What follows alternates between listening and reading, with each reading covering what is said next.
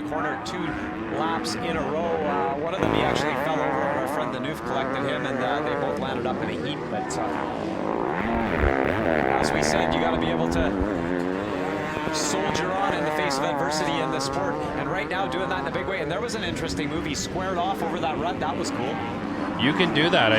You could do this that last week when the ruts were really deep. You could cut across, back across if you wanted to. Smart move by Crown, staying out of the deep ruts if he can. Into the rollers, and man, I'll tell you, the face of those are almost blue groove.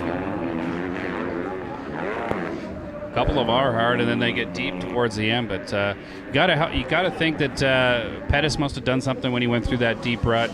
His bike started smoking immediately after. Maybe that's why Crown in here maybe trying to miss some of the deep ruts so he doesn't run into the same problems. But out front, so smooth, very smooth. Yeah, I hadn't had the opportunity to sit down personally and chat with Joey Crown until yesterday. Well, we're taking care of this racetrack, getting it raceable, and definitely a memorable moment for me at this TransCan, getting to know the champion that is Joey Crown a little better. There's Riley Gallup, looking to see where he sits. He's still hanging on to third, and I don't know how well he is hanging on in the literal sense, well enough to hang on to that position right now.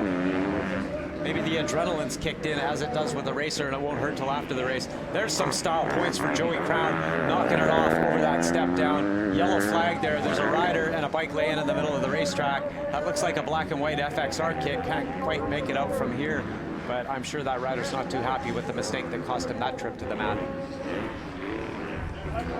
Crown going through the section that he crashed in practice. Obviously having no troubles, feeling no effects of that crash as he is out front, out to cross the finish line. So we'll get a gauge here just how big his lead is right now over West Limousine. 8 laps in, there's 9. No 2-lap board yet. Us race fans are getting our money's worth, as are you back home. And there's that launch right to the bottom step of that tunnel jump there. Very impressive track drying out quickly. And by what I'm seeing right now in Joey Crown, he has picked it up through this moto, Chris Pomeroy, and feeling better and better as this moto evolves. Exactly. I mean, I'm sure he trains for longer motos than this, so this is just a quick sprint for him in his program. But he's able, as we've seen lap times, he's able to maintain the same lap time from the opening lap to lap number 9 that he's on. All right, we got our yellow plates right there. Number 411, that's Duncan McLeod from Port Franks, Ontario on the Yamaha. Getting a little camera time here. Yeah, Duncan's coming off a broken collarbone, I believe, suffered back a couple months ago. So not quite up to speed, but I like to see that he's out here trying. Yeah, hats off to him for coming to contest this Pro-Am format here. Intermediate riders encouraged to sign up today. Not sure exactly what the total numbers are, but I gotta be honest with you, Palms, I'm quite surprised there's some riders that I thought would be here or not here racing for all this. Parts Canada TransCan $30,000 bag of gold. Exactly. I mean, and maybe if it's not even from a money issue, but just from a experience, right? I mean, this is pro level riding, and for an intermediate even to come out here and try, it's you know, great experience as they head into the off season and into 2017. Haven't mentioned it yet on this live stream broadcast, but the championship week that went down here all week and this Pro Super Final Sunday will be condensed into 2 programs that will run 5 times each on TSN. Lots of cameras out there on the racetrack. Some of them you're seeing now through the live stream. One of them was on that step down, and Joey Crown gave a great big cheeky whip look back to that cameraman as he went down that jump there. I saw Joey still use that square up move to cut across that rut right after the finish line as he takes a 2-lap board here in Moto 1 in the MX2 class. Yeah, this section of the racetrack that they're coming in right now, that rut not as offensive in that left-hander as it was early in the week. You raced at Palms. From what you're seeing right now compared to what it was this week, maybe do a bit of a comparison based on the conditions we've had to face. I think the track actually looks better right now than it did this week.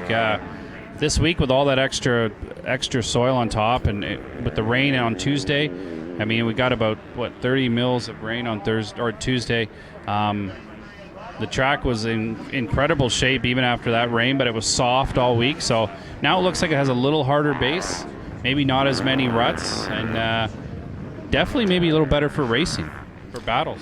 I want to thank you all for tuning in back home. Just got some feedback from my friend Billy Wright back in the Ottawa area. Billy not able to make it out to support his MX-101 Yamaha rider, his son Dylan Wright. We'll do the best we can to paint a picture for you, Billy, and everybody else tuned in.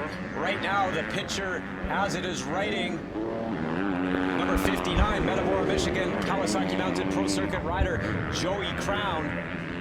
Over that Parts Canada knockoff jump. There he goes, another cheeky look back to the cameraman into that right-hander in the middle portion. In case you're just getting word or tuning in right now, Joey Crown did have a get-off, and right here as he approaches that left-hander into the tree section, in time qualifying, he went off the track, hit a tree. I got some feedback from Brent Lee and our medical personnel. The prognosis wasn't good, but the adrenaline has kicked in, and Joey Crown has that white flag in his future. He's got less than a lap to go to do what he's been doing this whole moto, and he's been killing it. He has controlled this moto right from the drop of the gate, and it's also great. We see Casey Keese's intermediate riders from BC has moved up to 6th place. Great lap times here late in the moto. Maybe Keese is just starting to get a second win. Yeah, and I got to think that it's a little bit anticlimactic. The award ceremony, 2 Parts Canada World TransCan titles, waking up here on Sunday morning to the same type of conditions we were confronted with yesterday. Nice job by Casey Keese on that Kelowna Yamaha Gibson tire technology. Yamaha, top 5 as they said, Joey Crown, Weston Rosina into 2nd as a result of the misfortune of Jess Pettis having his bike come undone there. Riley Gallup in 3rd, Brock Littner on the Monster Energy Alpinestart Kawasaki in 4th. TJ Albright up from New York runs in 5th. Casey the Beast Keese from Rutland in 6th, followed by Jason Abernathy, John Pock, Duncan McLeod, and Zach Zager rounding out the top 10. Joey Crown just cruising here in his final lap in the first MX2 moto. Always a good feeling. You're out front, 30-second lead, no worries. Just trying to get this Monster Energy Kawasaki home. Yeah, and we've all been there. The best thing for us racers is, as my friend Ryan Gold likes to say, just be the right kind of dumb and not think too much. Hard work has been done. All you're trying to do is get that thing home and worry about the next moto. There's John Pock, residing in Texas now, I believe. Local Vancouver Island boy Jason Abernathy out there, number 98, riding the whole Rockstar National Tour. Nice to see him make the detour to this great event here at Walton on the way home. And once again, I cannot believe that more riders didn't make the same decision. Checkered flag for Joey Crown. A little bit of rear wheel wheelie. Nice work, Joey Crown, and all the connections of the Metamora, Michigan rider who pretty much cut his amateur racing teeth here at the TransCan over the years. First ever pro national, hit the top step. Nice work, Joey Crown. Great job by Joey Crown. And going back to last year, he's won the last 2 MX2 Pro Motos here, so on a pretty good roll right now at Walton Raceway. Youth champion this week, Weston Rosina. I talked to Weston this past weekend at RJ's. He was a little bit forlorn after his first moto DNF. No fault of Weston's, great second moto result. He has a full-time job. He had to work this week. He wanted to ride, but he knew he would be here Sunday, and he got the job done getting second. A&E Racing M7's Designs rider Riley Gallup on a KTM race-ready bike, 252-stroke gets 3rd. Brock Littner 4th, TJ Albright 5th, Casey Keese 6th, John Pock 7th, Jason Abernathy 8th, Duncan McLeod 9th, Zach Zager rounding out your top 10. We are going to be here all day, friends. Lots of great racing action ahead of us. Grab a refreshment, sit back, take it all in. We're going to go down to the podium here real quick. You can see the Rockstar bling, the truck there, the great big 25th annual Parts Canada TransCan commemorative sign. All right, we're going to go back down to the podium. Brent Worrell will be back in the studio here real quick. We're going to head down to our Parts Canada winners stage. We've got our top winners down here. May has some stuff is going to be thrown out. We got the bikes sitting on the new area, but the racers are coming up to our main stage. So if you want to bring your camera down, we're going to be getting ready down our main stage. We're going to be handing it right here. Hey, we got Ryan Gold down here at our Parts Canada stage. All right, Dave, thanks a lot down here in that Parks Canada Winners Corral. Wow, what a way to kick it off here. Our top three getting ready. We'll be bringing them up. How we doing out there, Walton? You guys having a good time so far? Darn right, man. We've had a wild week this week with some rain, some crazy amateur racing, and some amazing championships crowned. And now groundbreaking here for the Parks Canada Pro Open. The first time ever, $30,000 on the line. Joey Crown just took his first chunk out of that. And the super final coming up just later on after our next MX1, where we jam all these guys together and 20 grand going out there for that pro purse. We got lots of stuff to take care of here first. Of course, I was waiting for my Rockstar girls. I'm not too sure where they're at, so I guess I'll do look at this. Does anybody like free stuff out there? Oh yeah, we like free stuff? How about some sick Thor jerseys? Who likes some sick Thor jerseys? Come on, make some noise for some free stuff out here, race fans. Let's go! Parks Canada, TransCan, 25 years of the good stuff. Don't wrestle for it. Oh yeah, what over here, we got some noise. Oh, there's my softball arm working on that one right there. All right, we got a few more, we got more. I'm tangled. Okay, wait, the bucket's not empty. I still got more. How many I got? I got three. Give me some love, TransCan, let's go! The final one, here we go, right up there. All right, no wrestling, no fighting. Always scary giving that free stuff away there for those kids. There's my lovely Rockstar ladies. How about a round of applause for Julie and Stella, everybody? Rockstar Energy supporting us out here. Make sure you get yourself a cold beverage. Stay energized between the motos. Okay, time to take care of some business. Gonna finish third in our MX1 final, or MX2 final, I'm sorry. Put your hands together for Riley Gallup! Come on, Riley, right up here, buddy. Right up here, we're gonna get this taken care of right here. We'll get our TV cameras, get right up around here too. Alan, get yourself set, buddy. All right, Riley, my friend, you took this whole week off there because you were injured before, but up here on the podium, yeah, ladies, come on in nice and tight there. Great job, buddy. He's got to feel good to get a podium, get that confidence going, because of course we got the super final coming up later on. Yeah, it was kind of nice to take a week break again, just kind of recoup, but kind of dealt with a little bit of pain that one, but not too bad. Make it work for the rest of the weekend. Give these fans a little insight of who you are here, coming from Alberta and all that good stuff. These guys may have never seen you before or heard of you, and now you're up in the box. They want to know who you are. Well, where are you from? I'm from 2 hours southeast Calgary, Alberta. First full year pro, first time here. And pretty well enjoying myself this whole trip. Awesome. Darn right, buddy, on the podium. Talk to me about the whole season, the Canadian Nationals, how they went for you, because you were Rookie of the Year? Yeah, Rookie of the Year. And then I was in 7th all the way up until Deschambault. And then Dakota Alex would have bumped me down, and then I ended up hurting my hand. And then I didn't get to race the last 2. Finished 10th overall and made it work. Talk to me about this new format here. Like I said, $30,000 in line. You got yourself a good chunk already, but we put you in the super final up against the 450s. It's a crapshoot out here. It's something new. We're breaking history here. Yeah, this place is sick. I like this whole event. It's pretty badass, can't lie.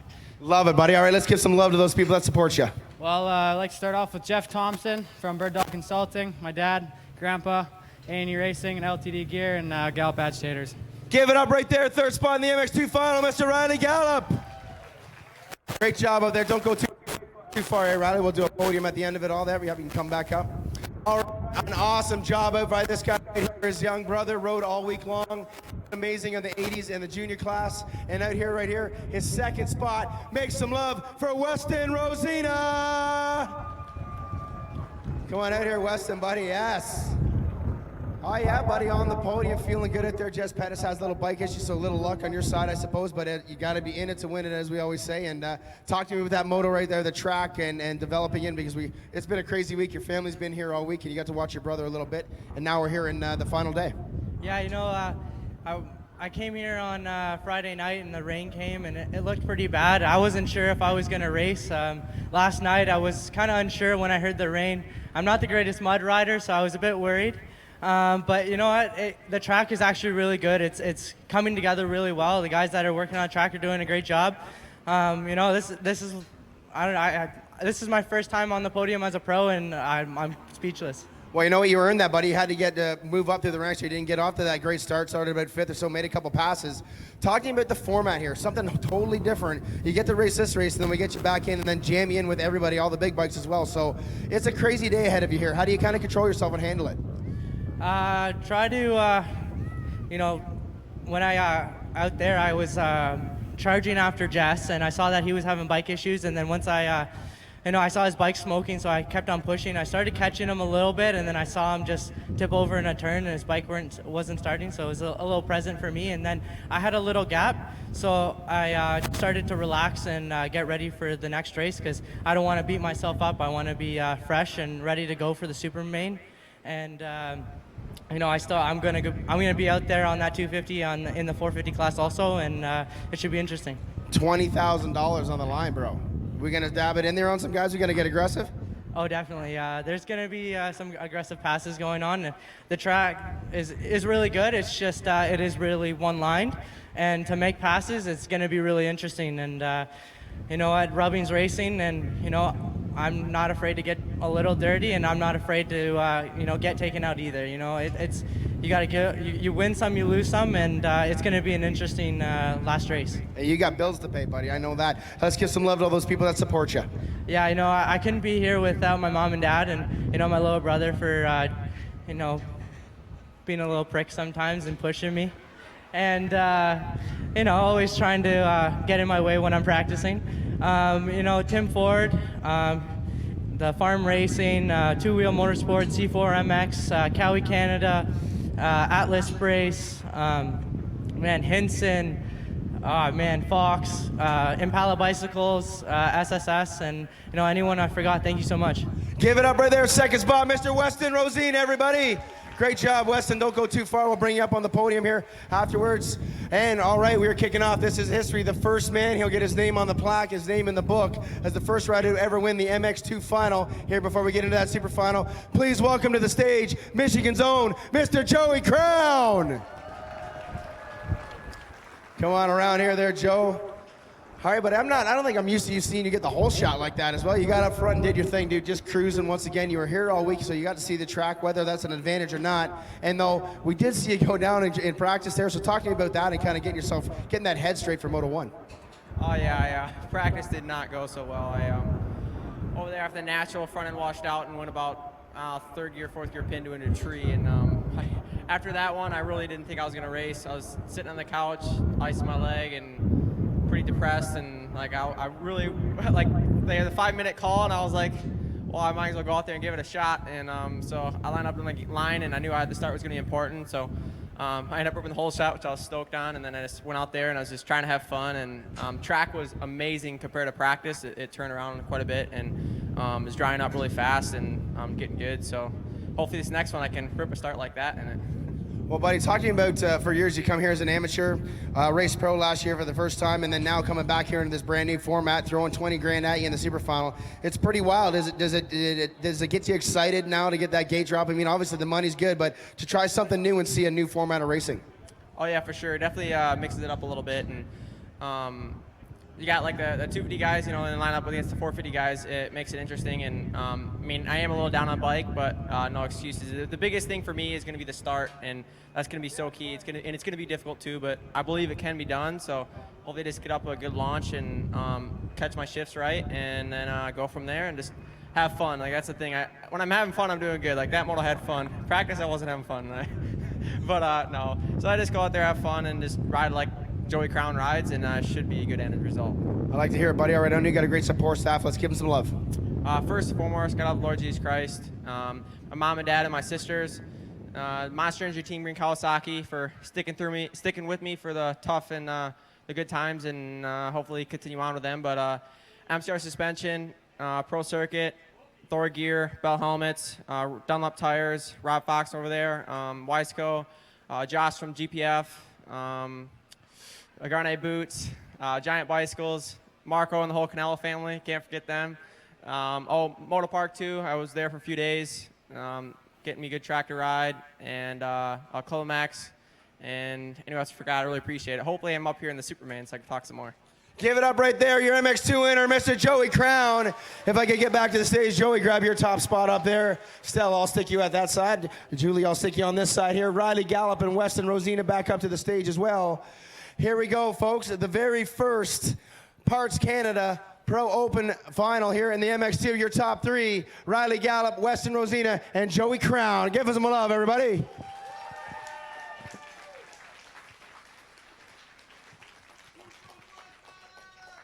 All right, a two-stroke love right out there, Riley. Good job. Congratulations, you top three. Okay, ladies and gentlemen, it's about a 15-20 minutes till that MX1 final, the 450 class. No better time right now to maybe check out all of our vendor rows, grab yourself a Rockstar energy drink, get yourself energized, visit the ice cream shack, whatever you need. We'll be back in about 15-20 minutes with the hot lap for the MX1 class. Thank you once again for joining us here for the Parts Canada TransCan Open.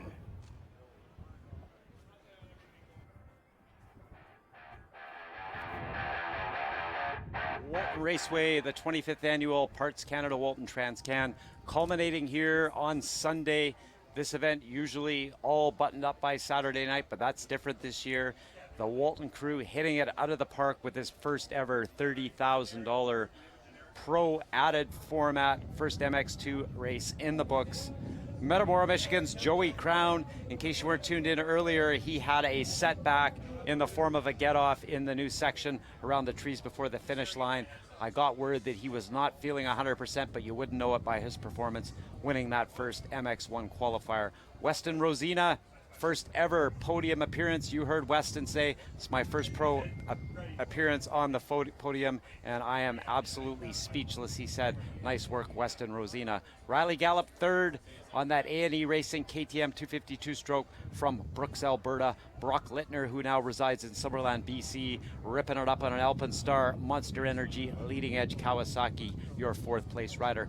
Followed by Southern Invader from Mount Marion, New York, TJ Albright.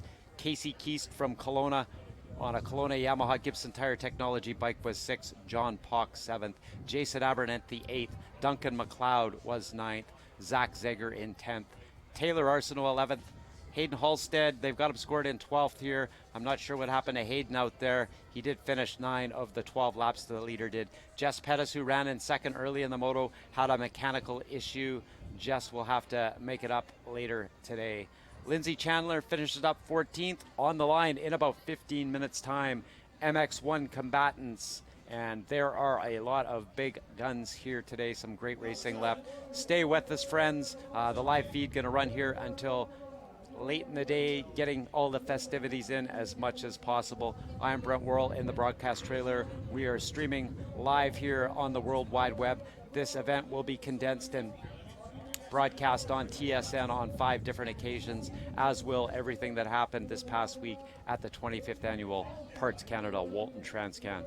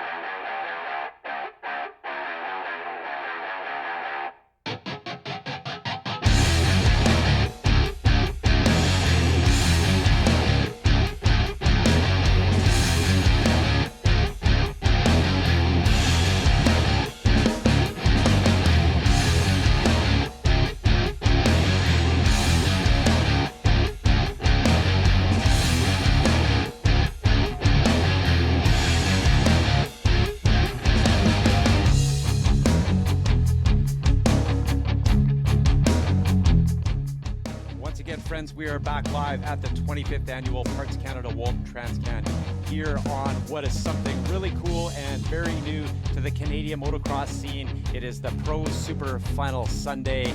Everybody lined up for a great big bag of Walton TransCan Gold, $30,000 worth. In fact, we just had our first MX2 qualifier, and Metamora, Michigan's Joey Crown, top step performance in that qualifier with the win by some 33 seconds over Weston Rosina. Joey Crown, Weston Rosina, third place rider. A&E Racing KTM 252 stroke ripper Riley Gallup, who had a bit of a setback, a hand injury, kept him out of action for the final Rockstar National this past weekend at RJ's. Riley been nursing it. It wasn't feeling good all week, but I was happy to see my friend Riley Gallup out there getting the job done, and that job of stamping his ticket to that super final. Another rider going to the big dance, Brock Littner, filling in on a Monster Energy Alpenstars Kawasaki ride, making the best of it. Littner looking really good. The Summerland BC boy wearing number 45 on the racetrack. New York Invader from Mount Marion, New York, TJ Albright finished 5th. He edged out Kelowna Yamaha Gibson tire rider Casey Keese. Casey Keese will, like the rest of the riders that followed him, those being John Pock, Jason Abernethy, Duncan McLeod, Zach Zager, Taylor Arsenal, Hayden Halstead, and Jess Pettis, who was running up in second. He had his motor let go. It cost him a DNF. Jess will have to go into that last chance qualifier as well. Coming up here quickly, MX1 class, probably about 8 minutes away from hot lap. Grab yourself a refreshment, stay tuned in. Whatever you do, we are live here on the World Wide Web all day long, and getting a lot of feedback from my friends back home. Much appreciated. Thanks for doing that. I will give you as much feedback as I can here, trying to double duty, but it's definitely not the easiest thing to do. If you've been paying attention to social media, we are on the infield portion of this Walton Raceway, and a utility trailer of all things, with a whole bunch of wires, monitors, computers, and things that would confuse the average bear, and I am definitely the average bear when it comes to that, so I will do everything I can to keep you up to speed on what's going on here firsthand at Walton. Speaking of those MX1 qualifiers that went down here earlier today, top dog, MX 101 rider Dylan Wright with the fastest time, not by much though, by about just over a second faster than Kevin Benoit on the race-ready KTM bike. Both those riders riding 450s, of course, in the MX 101 class. Jess Pettis, he brought his knife to that gunfight, that MX1 qualifier, and he qualified with a very fast third ahead of Redemption Racing KTM rider Sean Moffenbauer, who is on a 350 today. Local boy from Bayfield, Ontario, GDR Honda mounted Nathan Bless qualified 5th. We've got the likes of Brad Noddet, Cameron Rosina, Davey Fraser, Kyle Swanson, Brock Littner. Kyle Keese, the dozer, is riding today. He got a top step performance this week, winning the Vet Master class, edging out my friend Maple Ridge Motorsports, the man we call the new Ryan Lockhart. Taylor Campacini, Taylor Arsenal, Hayden Halstead, many, many more here. Lots of great racing ahead, friends. Track crew, if you've been paying attention all week here, not just all week, it wasn't that bad all week, but what we were faced with Saturday morning, we didn't have our first gate until Championship Saturday until 2 p.m. And I can't say enough about the good work done by Barry Hetherington and every one of the army of backers of this TransCan event. Not just the staff crew, but riders, people like Graham Nelson, Brett Cormier, Jamie Keese, Kyle Keese. There were many of them that stepped up and, went to work to make that race happen yesterday. First gate drop was at 2 o'clock yesterday afternoon. We finished up about 7:30, and we are back at it here again this morning. A bit of a delayed start as the rain did come down last night, but this soil under the right conditions, and those conditions I would have to say are optimum as I look over my right shoulder out the window now. The wind is blowing, moderately overcast skies, everybody in t-shirts, ball caps, smiles all around. I wish I could be out there, but if I was out there, I wouldn't be in here bringing you all this live action. Stay with us, friends. Lots to come here. I will be back shortly. My name is Brett Worrell. There are many, many great people involved in this event. Dave Bell in his comfort zone up in Dave Bell Tower. Ryan Gauld is on the mic, on the podium. We'll be back soon.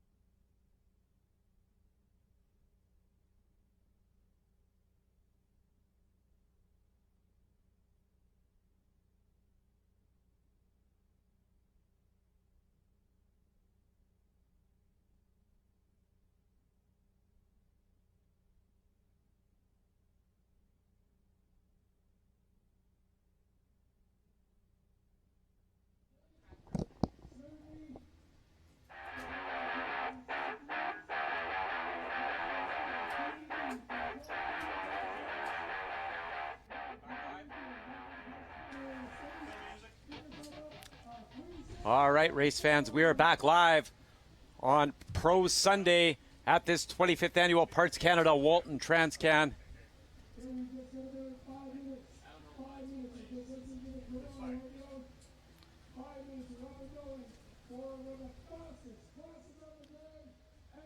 Brent Worrell here in the broadcast trailer.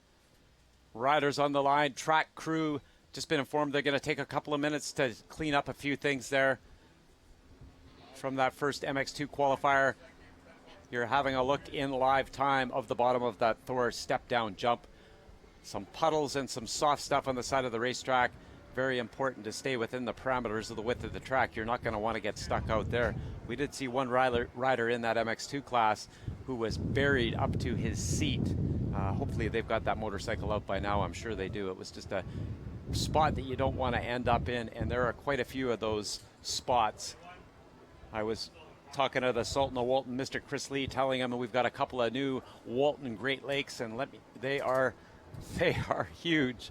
The amount of rain they've got in the over the course of the last 2 nights, to put it in perspective, I talked to Tim Lee and he said we got 3 months worth of rain in an hour, and it was a mess here on Saturday night. It rained hard again last night, and looking over there towards that start line, if you can see the height and the size of some of that stuff they've pushed off there just to make this track rideable, it's pretty incredible the job they've done. MX1 first qualifier on the line. Top 5 riders will stamp their ticket to the big show, the big dance that is the $30,000 added Pro Super Final. Parade lap out there now. There's Kyle Swanson, Taylor Campicini, Jess Pettis.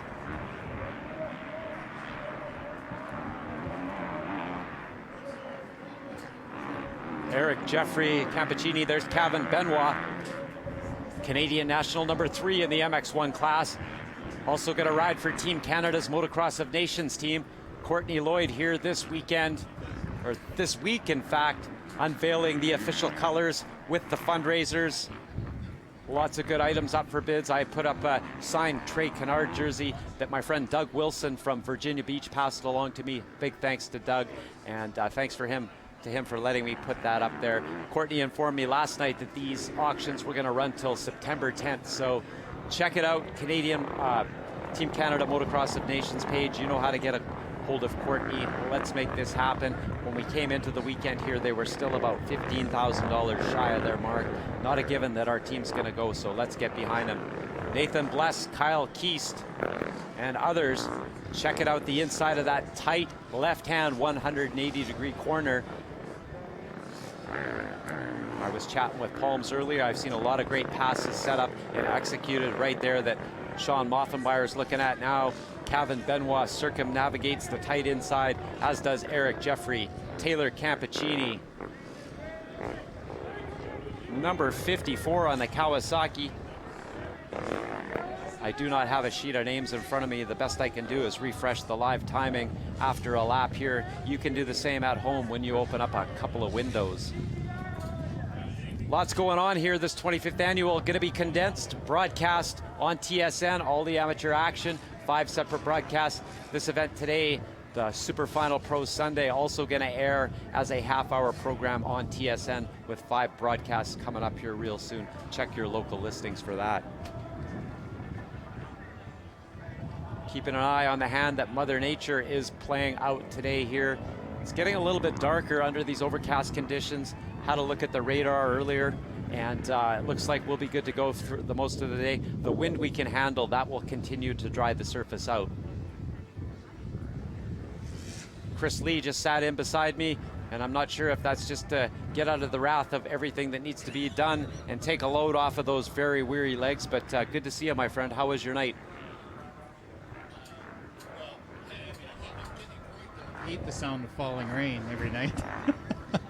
You said about the hand of Mother Nature. I think she's using both boots, actually. Well, that's a good way to put it, and I'm sure the listeners back home are probably getting tired of hearing it, but all you have to do is pan around, look in your peripheral vision right there beside the 9 commandments. Riders want to do themselves a favor and stay on that racetrack, because if they come off it, they're going to get stuck. Yeah, I'm going to actually nominate Barry Hetherington for sainthood. I really think it's justified. Yeah, Barry's done a great job, and I was talking with Palms earlier, the likes of Brett Cormier, Graham Nelson, yes. Riders here who... Chris Higgins out of Ohio. There you go. I mean, we could name names all day long, and without everybody getting together and, without that together we can attitude, we wouldn't be racing. Yep, absolutely. All right, Pro Super Final, new format. Chris Pomeroy's just stepped in the house. I better set him in there and put that mic in his hand. Thanks, Chris Lee, for everything. Before he runs away and puts on that MXP magazine hat and starts doing social media duties. I had to laugh, Palms, the very first MX2 intermediate mode. Oh, come on, you're getting fussy on me now. That's all we need is 2 guys in here sniveling. Just going back to the onset of this event, MX2 intermediate class, I tried to put you to work right away. I handed you my camera. I said, video this. And he says, well, I got to do my own. And the media guys have all been busy. There's been lots out there on social media, the websites, MXP Magazine, the Canadian Moto Show, Direct Motocross. Who else? Let's not leave our friend Galdi out. I won't live that one down. Ryan Gald, the man taking care of the podium interviews, done a great job all week as well. Hats off to you guys. I think in this industry and stuff, you got to wear many different hats if you want to stay in it. So, all of us do many different things during the day at the races, and at the end of the day, everything works. So, see, the Rockstar girls are heading out with the 32nd board to get this first MX1 moto underway. This moto, definitely going to see a little more excitement, I think, than the first MX2. A lot more battles, some top names. Hungry guys. We got the youth of Dylan Wright against a new number 3 rider in Canada, Kevin Benoit. This should be exciting. Apart from all of the champagne, glory, and gold on the line, rider pride comes into mind right here. These kids on the 250Fs riding the 450, Dylan Wright being one of them, he wants to test his mettle against the best of the best, and Kevin Benoit is definitely one of those. Exactly. It's a great, Benoit's a great measuring stick for these younger riders, and we saw him practice. I mean, Dylan Wright had the fastest lap time. He's comfortable in that 450. I've heard from numerous people that watch him ride back home at the MX 101 training ground that he rides a 450 extremely well. Some say he's a better 450 rider than 250 rider. I believe that because he's a big, strong kid. So he's not afraid to twist the throttle, and neither is Benoit, and neither is Kyle Keese. Neither we could go on and on with names. All right, our Rockstar Energy gal, I'm not sure which one it is, but she has that 30-second board in hand, and it's been there a while. We are going to go to 5. We're going to go racing with this first MX1 qualifier. 5 riders stamping their ticket to the big dance, the $30,000 added Pro Open Super Final here at Ralton We're Raceway. sideways. Gate's about to drop. Riders on the inside. Not the inside, it's a Kawasaki. That might be Brock Littner. Oh, and he comes together with, I believe, the Honda of Brad Noddet. So Benoit, I think, snuck around the inside there, so he's in good position. We got a green bike up front as you're getting a live view from our drone. That's Nathan Bless from Bayfield, Ontario on the GDR Honda. That 450 Grande, I talked to Nathan this morning. Brock Littner with a heck of a start on his Monster Energy Alpenstar Kawasaki, and he's got company in the form of Parts Canada Thor KTM rider Kevin Benoit. Is that Moffenbauer in 4th? It is Sean Moffenbauer in the Redemption KTM, Brad Noddet in 5th, followed by Jess Pettis, and I do not see Dylan Wright. Not a great start for MX 101 Dylan Wright. There he is, he's about 9th. Dylan Wright's way back. Nathan Bless leading these MX1 First Moto. Hometown boy, lives about 20 minutes away from here. Friends and family are all here. It's exciting for Nathan Bless right now. Yeah, Nathan was really pumped, and I said, Nathan, the goal, just stay on the motorcycle, have fun. And he said, yeah, Brent, I've got to go to work tomorrow. He is a talented motocross rider, but he is a hard-working blue-collar kid, and he has got it figured out. He learned a couple of lessons about this racetrack this week. Oh, and Kevin Benoit paying the price. He got around Littner, but he got it all wrong in that section that's dogged a few all week long here. Kevin, his first laps on the track started this morning with Moffenbauer. That tells me these riders, with their skill level, they're going to get better and better throughout the day, and we are in for a beauty, Chris. Exactly, and I mean, they know that this is not a 35-minute moto. It's a 20-minute moto. No, you will not waste any time. So track's a little hard to pass on right now. You got to go. You got to make passes early. You got to sprint. As we see, Bless, known for his starts, known for his fast first laps, he's taking full advantage of a clear track right now. He knows Kevin coming, and I got to tell you, I'm impressed with the way he manualed the first half of those rollers. That's as fast as he's been in there all week. See, he's very comfortable with that GDR Honda. Looking good in his Fox gear, and he's ridden here all week, so he's quite comfortable on the track. One of the things I want to shed some light. Oh, he got a bit of a high side there on the inside right in that Dunlop corner. He's got it sorted now. He's still got a couple of seconds over Kevin Benoit. You know, I talk about him being blue collar, but he wants to make the best of this GDR Honda opportunity. When he was sitting in with me and I interviewed him yesterday, I had Watling standing off in the distance, and he was gunning Nathan. And when Nathan sat in, I said, that guy right there is gunning what you want. You have, my friend, and that's that GDR Honda ride, and he knows it. Exactly. We just saw Kyle Keese make a pass on Brock Littner. Kyle Keese runs place. in 6th, Brad Noddet in 5th, Littner in 4th, Moffenbauer up to 3rd, Benoit 2nd, Nathan Bless, your race leader.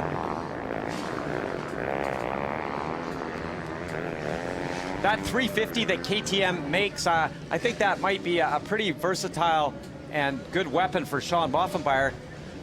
Just based on his body language after that Thor step down in the right-hander there. He's throwing that thing around at will. Bless crossing the finish line ticker tape. Benoit right there, still about a second and a half behind him. We saw Benoit take a totally different line in that tree section. It's a sign of a good, smart rider. He don't make the same mistake twice. First lap, he went outside, then inside, made a mistake. This time, followed Bless, went inside, outside. Much smoother line. But you got to be thinking, for Benoit right now, he's probably wondering, really, what's going on as I'm struggling a little bit here to reel in Nathan Bless. Very patient, savvy rider there. He's got him in his sights now over that Honda right-hand knockoff. Left-hander it is. It's going to be interesting here coming up to this Dunlop turn. Nathan Bless had a bad high side there the last lap. Let's see if he gets it right this time. He cannot afford to make an error with Kevin Benoit knocking on his door. There He goes outside, much better and smoother. Very good line choice there by Nathan Bless through the Dunlop corner. And heading into the Dunlop corner, one of the new sections of the track, no more pro step up like we've seen for years. Riders basically turn behind the staging area and just fourth gear wide open back to the Dunlop corner. Very exciting section. I'm not sure if Moffenbauer made a mistake, but he's got company in the form of Brad Noddet. Right there, Brad Noddet, even though he's running those black backgrounds and white numbers, he is on a 450. Noddet's another rider, rode all week here. Won the plus 25 class, I believe, so great week for Brad Noddet, GDR Honda team, fill-in rider. I think we're getting a real glimpse here of just Nathan Bless's raw speed. I mean, he's injured quite frequently, never really gets on a roll, but when he gets out front, he can twist the throttle as good as anyone, as we're seeing right now. Yeah, and he's looking really smooth. That finish line corner, but through that technical section that Cavan had problems with heading into these 9 commandments, Benoit is pressing, but Nathan Bless is full value for that top step honors right now. Great battle shaping up for third. Noddet and Moffenbauer into that same section. These riders knowing that 5 of them make the super final. How hard they push here to get a top step performance remains to be seen 3 laps into what will likely be a 9 or 10 lap race here. Really seeing the increase of speed with these 450 guys. I know the bikes are obviously more powerful, but these guys are just carrying more speed everywhere. Sounds different. You can see the crowd's really into this race right now. Nathan probably getting as much air as anybody, and how smooth is he on the brakes around the outside. Kevin Benoit follows him. GDR Honda, Parts Canada Thor, KTM Canada bike of Kevin Benoit, finishing up third in the Rockstar Nationals this year. As we're seeing right now, Bless and Benoit running identical lap times as they go 1-2. Moffenbauer's a little further back, 2 seconds off.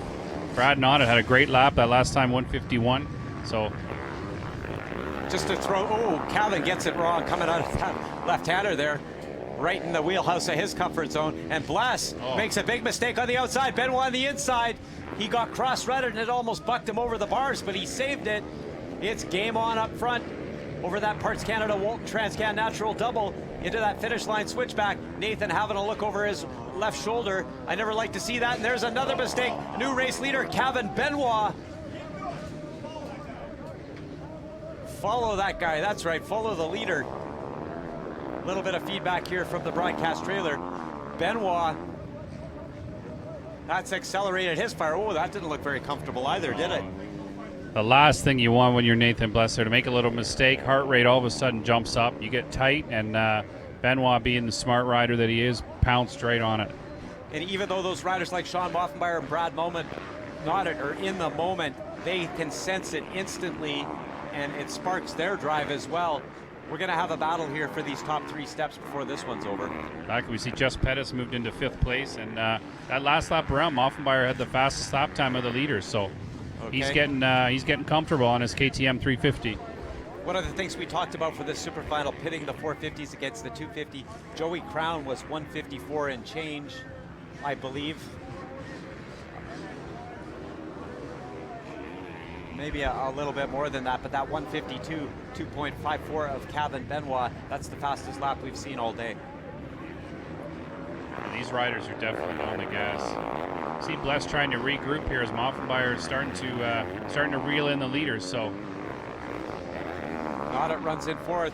Just a recap of your top 10 back at home: Kevin Benoit, Nathan Bless in 2nd, Moffenbauer in 3rd, Noddet in 4th, Jess Pettis in 5th, Kyle Keast in 6th, Dylan Wright 7th, Taylor Campicini in 8th, Lindsay Chandler is 9th, or Chandler Lindsay is 9th, Brock Lintner is 10th, Davey Fraser 11th.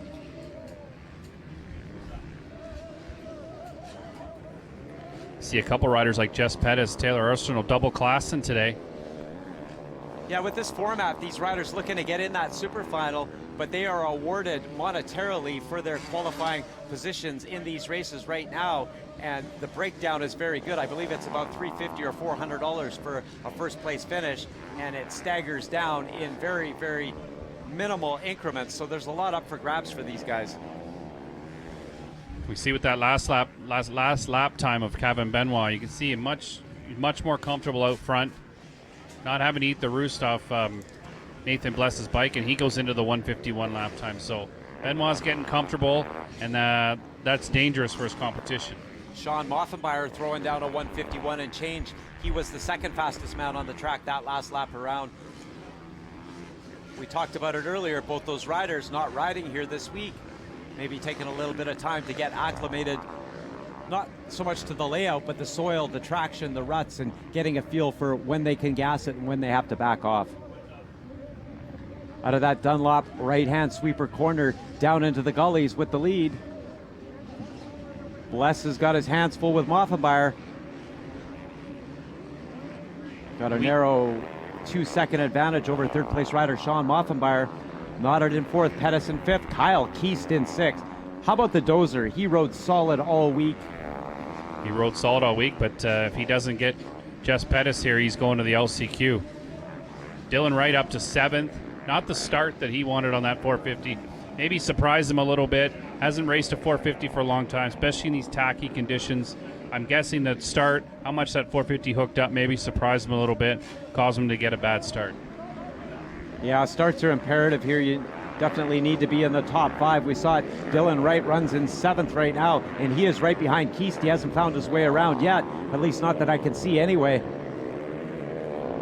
Well, it's great to see the top seven from Dylan Wright right up to Kevin Benoit, all running about 152, 151 lap time. So that top seven is fast right now.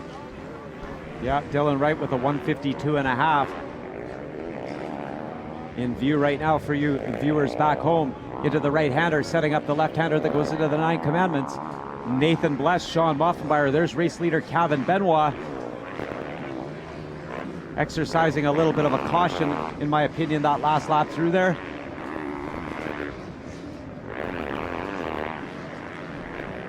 And we shouldn't be surprised to see Benoit riding this well, because he comes in here with a lot of momentum.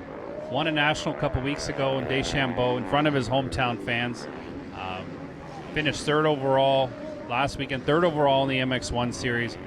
His first rookie, he's a rookie in the MX1 class. Great season by Benoit. And also he's won here in the past in the MX2 class, so we shouldn't be surprised. Yeah, you and I had a lot of dialogue about that. Kevin Benoit, he went to work after winning that 250 title last year. Oh, and he made a mistake in that left-hander. That inside line, many have paid the price. Bless looks like, and he rides Moffenbauer wide. You do what you got to do to maintain your advantage. He knew Moff was there and he shut the door. You don't want to let anyone pass on this track, especially because you go from having clear vision to eating a lot of painful roofs. So Moffenbauer being super aggressive here. You know, we saw it yesterday in that final MX2 moto with Casey Keast and Austin Watling, and Casey rode great. It almost got to the point where he frustrated Austin Watling out of that position. Exactly, and that's what you have to do on this track. You can't sit back and wait for something to happen. You have to, when you get close, you start eating that roost, you got to make something happen really quick. Okay, making it happen on the front end over that finish line. 153, yeah, about a second and a half at least off his best time, and we saw the mistake that was responsible for that. Heading up over that tunnel jump there, approaching the 9 commandments. Kevin Benoit side by side, Nathan Bless and Sean Moffenbauer. Once again, closing the door. Moff gets a little bit sideways, looking for alternate lines. They've got a lapper in front of him. Number 150, that's Scott Metz from Indiana. I had a chat with Scott at the hotel room. Nice to see him coming up, testing the waters. Looks like the skies have opened up here a little bit at Walton Raceway as we're getting a shower right now. Well, and I'm looking out my window and I don't see it here, so they're on a portion of the racetrack where it is in fact raining. And to me, that could be a game changer. This track already getting very hard and compact. They bladed a lot of the soil off because that soil was wet, and now we're left with that hard, compacted soil. It probably won't tolerate a lot of water. No, and you'll see Sean Offenbach here just trying everything he possibly can. A little underpowered on that 350, not as much grunt as Bless's 450.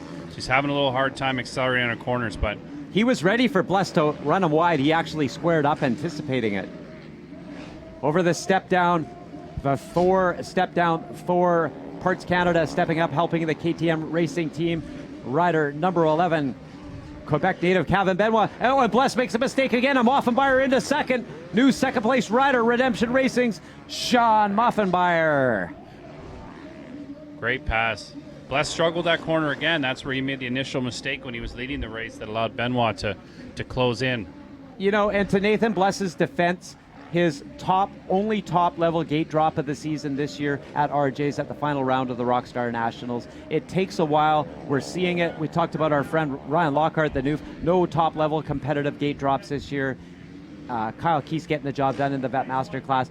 Don't discount the value of racing top level racing, because you are with the best of the best. You're as good as the people you're with. Well, exactly. You can practice all you want at home, do all your motos during the week, pretend you're racing hard, all that stuff, but nothing replaces racing with the intensity of a national gate drop and a national moto. Those first 5-10 minutes of a national moto are something that it's an incredible, your heart rate's jumping, you know, your blood's flowing. There's no way to do it unless you're out there doing it. So, and right now, out front, Kevin Benoit settled into a nice pace and is starting to pull away from the pack. Yeah, he's got about a 6-second lead as he exits that Dunlop corner down into the gully there. And I'm not sure if it's just the shadows of the camera views, but it seems to be raining harder over by that start line section. And to watch a rider of the skill level of Moffenbauer and Benoit. Moffenbauer was money that time, but Kevin Benoit struggled. That tells me that's probably one of the most technical corners right there. Exactly. I mean, all week it's been one of the tougher corners on the track, but see Nathan Bless obviously just trying to hold on to finish this moto strong as Brad Nott is starting to close up on him also. And we see Dylan Wright's by Kyle Keast in his 6th place now. So Dylan Wright trying to move up, has his teammates in his sight. Yeah, he's got Jess Pettis right in front of him, about a second. Only one of those riders, unless something happens to one of our top 4, I'll quickly recount them. Kevin Benoit, Sean Moffenbauer, Nathan Bless, Brad Nodda, Jess Pettis, Dylan Wright, Kyle Keys, Chandler Lindsay, and 5 of them are going to the main event. No 2-lap board out, and that rain is coming down on the west portion of the racetrack now. Benoit powering into that 9 Commandments section, stretching his backside out over that rear fender. The braking bumps developing here on this hard pack race surface. We're able to see too here as Moffenbauer has some clear air now. He's turning lap times are actually a little bit quicker than Benoit. So whether Benoit's being a little bit careful out front, trying not to make a mistake, Moffenbauer's riding carefree in second, I don't know, but it's good to see Moffenbauer run lap times that are. If he gets out front, he could win that Super Pole later today. Yeah, the start definitely going to be a key to success here in the Super Final. Bless 3 seconds behind. Brad Nodda on the GDR Honda runs in 4th. Wright in 5th. Wright has got around Jess Pettis.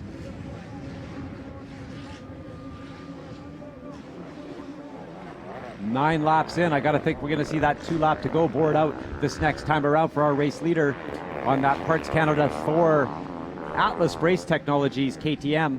Kevin Benoit, one of those riders, electing to wear. Oh, that's not good. That's Nathan Bless on the GDR Honda. Definitely not what we like to see there from Nathan, our early Nathan race Bless leader. Down Nathan hard in a heap, getting attended to. I'm not sure what section of the racetrack. Our camera people panned over to that. Come on, Nate, get up. You're okay, buddy. Looks like it's just in the section heading into the Dunlop corner. So high speed. And a section of the racetrack that he was very smooth on, fast on, making up a lot of time. Benoit getting the 2-lap to go flag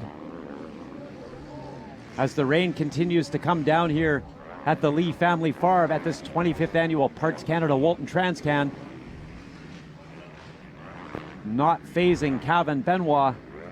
No, and it's great to see Benoit at this race. I mean, obviously, new number 3 rider. Colton Fasciotti had a tough year, finished 10th overall. Kevin Benoit is the new fastest Canadian right now, and and he's right here leading this race. Nathan Bless's misfortune is going to put Jess Pettis in the big dance if he can stay ahead of Kyle Keast, and he's got 11 seconds on Keast, so with 2 laps to go here, that misfortune of Nathan Bless's has shaken up the top 5. See Nathan Bless is standing up now. Definitely a little winded, but doesn't look like any serious damage. So No, good news. For sure. With about a 6-7 second lead up front into that left-hand corner on the inside. Kevin Benoit, Moffenbauer in second. He just got around a lap rider, Justin Roney, Extreme Toys rider out of London, Ontario. I'll see Dylan Wright now up into 4th. He's come from way back after a bad start. Probably the fastest rider on the track right now with just under 2 laps to go. Moffenbauer over the step down. Top 5 as they sit, heading to that super final race. Kevin Benoit, Sean Moffenbauer, Brad Noddet, Dylan Wright, Jess Pettis, Kyle Keast on them. Oh, and Benoit makes a mistake there. I turned away briefly. There's a rider on the outside track struggling. I'm not sure if Kevin saw him, but he's going to get the white flag. Shouldn't be too much of a factor as he crosses the line. It's double bubble up front for the Race Ready brand, KTM. KTM Canada and Redemption Racing supporting Kevin Benoit and Sean Moffenbauer. GDR Honda's Brad Noddet. He carries the top hope at the moment anyway for the GDR Honda team to hit the podium at this big first ever super final race at Walton Raceway.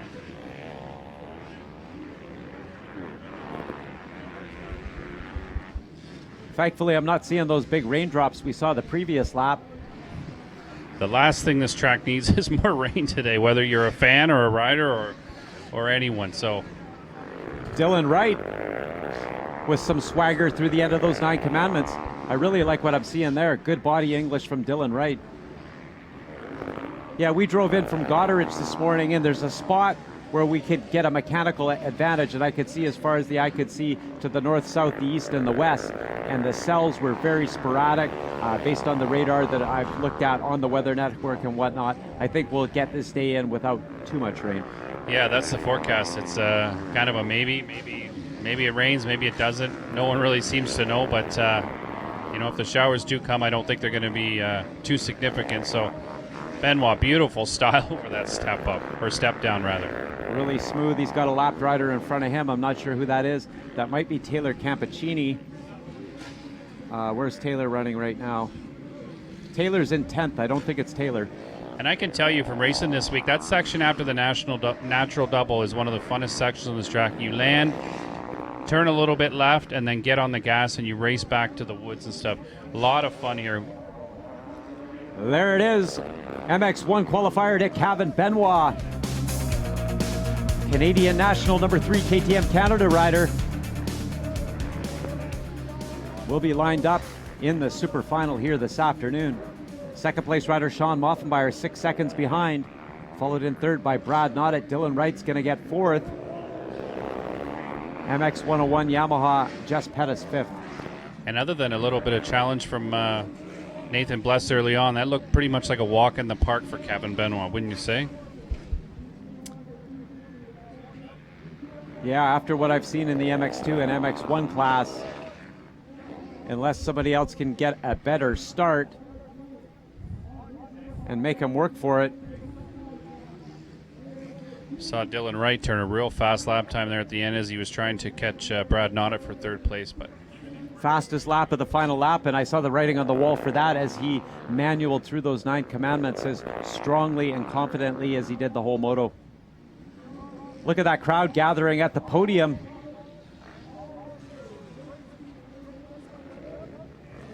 With a real riders over there, bikes over there using the big stage for the podium here today. good ride by Brad Noddet too. We didn't talk much about Brad, but he had a very Hit a good start and then just rode to a very quiet third place. So great job for Brad Nada. Glad he stuck around here after RJ's. Raced this week, won a championship. Now he's on the podium in the MX1 class. Yeah, and that's kind of the way Brad likes it. He just kind of goes with the flow, under the radar. Super nice guy. Couldn't happen to a better guy. Heck, they're all nice guys, and when it goes sideways, Nathan Bless, I hope you're all right, buddy. We had a lot of chat this weekend here. Hate to see anybody go down like that, but the good news is he did walk off the racetrack on his own steam. Exactly. I'm going to head back into the pits, too, and check on Nathan and the rest of the riders, see how they like the track, see how they're feeling. Okay, Palms, if you're around for the Super Final, we'd love to have you back up here. I will be here. Okay, friends, we are going to go down to the podium momentarily. Brent Worrell in the broadcast trailer. Stick around. Lots of great action ahead. We'll be right back. More stuff there. More stuff. There it is. One more right there. Wow. Lots of goodies to give away. Lots of goodies to give away. All right, time to take care of business. I'll get you right over on that side there, just on there over there. Okay, and we are going to bring up our top 3 riders from our MX1 final. Don't forget, we got some last chances, and of course, the $20,000 super final coming up next, and the sun is coming out. It's getting beauty. Welcome to the stage, a brand new amateur champion this week in the plus 25 class, grabbing third in the first MX1 moto. Gives your love up for Honda Racing GDR Fox Canada, Mr. Brad Nodit. Hey, Bradley, this one's yours over here, buddy. We'll get that to you. Stand right there in the middle. Oh, yeah. I forgot to grab that, didn't I, Alan? You ready to go? Okay. Bradley, buddy, coming out here, having some fun. Didn't get off to one of your patented good starts that time there, but you battled hard, dude, that whole moto. I'm saying ditch the 250F, dude. You belong on the big bike. Little guy on the big bike. It's fun. Right on, thanks, man. Yeah, I got off to a good start there. My buddy Brock Lettner squeezed me out, and he pulled the whole shot on us. So, that's just got shuffled back really quick and then picked away at it for the 20 minutes. Talk to me about this new format, a whole different thing. You rode here this week and kind of gave our young fans something to watch, and then now in this thing, talk to me about the whole week, buddy. You've been here for 7 days. Yeah, no doubt. I'm kind of over camping here already. It's been raining, and I've been over there showering in the little KTM shower bay, and it's been good. So had a good time out here this week. First time ever doing the Amateur National all week. Had a blast. The whole track crew did a really good job with the weather here and getting the track ready for everybody to ride. So thanks, guys. Talk to me about Super Final coming up, $20,000 on the line. You're obviously in there. You got a good hunt. You're going to get a good gate pick. How do you bring home the cash, buddy? It's not going to flip over to America the way you want it, but it's still going to be a lot of money. Yeah, no doubt. It's just got to get off to another good start there. The whole Honda crew and GDR and everybody over there is getting the bike off the pad really good, and it's just going to be get a good start and lay it down. All right, my friend, let's give a little love to those people that support you. I'd like to thank everybody at Honda Canada, GDR, Schiff, Fox, Oakley, Yoshimura, Hinson, the whole Schuster family, my mechanic Trevor, and the other mechanic Justin, and just truck driver. I mean, everybody. There's so many people here that help us out, and I can't thank everybody enough. So thanks, guys. And of course, the wonderful fans here at TransCan. Give it up to Brad Nodit, everybody. Gonna grab third in that MX1 friend. Brad just straight over there. We'll bring you back up here in a second. Good job. Okay, moving right along here. An awesome ride by this guy there, coming from a little far back. Make some love. Joining Team Canada MX Nations. Make some noise for Sean Muffenbauer. There you go, Sean. That one's going to be yours. Top of seat right there in the middle, my friend. All right, Sean, buddy. Didn't get off to not a bad start. You were up there in the top 5 and battled, and you were closing, dude. Looks like you were finding a groove late in that moto. Yeah, I felt good, to be honest. The 350, I was a little nervous off the start with the 450, but got off to a decent start. It was probably 5th or something. Made some quick passes, and then Nathan and I went back and forth there for a little bit. And yeah, stuck in second, kind of found a groove with some lines, and it started raining there, so I was like, you know what, let's just play it safe and go into this last moto strong. Talk to you about something away from this year. MXF Nations called to the team the first time. You're going to be representing Canada over in Italy. Tell the fans a little bit about that and how cool that is to be a part of that experience, because it is the biggest race in the world. Yeah, I mean, it's just like the Olympics, going on right now, so it's a huge honor for myself and the 3 others going, and I'm overwhelmed by it. I've been training, and most of the time this part of the year, everybody starts winding down, but I got to keep going, and hopefully I'll do the Canadians proud. Okay, now you're going to the Super Final here. We got 20 grand on the line there, big money. Are you going to donate to your own team? That's not a bad idea. I'll have to talk to Courtney about that one. All right, buddy, how do we attack the Super Final? Obviously, you got the speed in there at the start. Talk to me about the track, and once we get in there without that money on the line, it could get mayhem out there. Oh, I think it's going to get wild. I just got to put the Redemption Racing big steel box KTM out front and nice and early, and I think once I get with Kevin, I'll pick up on a few spots where he's going faster, and yeah, hopefully it's a battle to the end. Sounds good. Give it up right there. Sean Moffenmeyer representing Team Canada, grabbing second spot here in that MX1 final. Sean, don't go too far away. We'll bring you back up here for a little podium celebration. Okay, the winner here in our first MX1, our very historic first race here in the Parts Canada Pro Open, also going to represent Canada over in Italy at the end of September. Please put your hands together for KTM Canada, Parts Canada own, Mr. Kevin Benoit. Come on in there, right in the middle there, Kevin. Come on in, my friend. All right, we knew, here, get that cool looking trophy to hold her up to, buds. All right, my friend, you got yourself off to a good start there. It looked like you were going to grab the whole shot, but letting her sneak in on you, and you kind of just took your time, got around, and once you got front, did your patented sprint there and took control.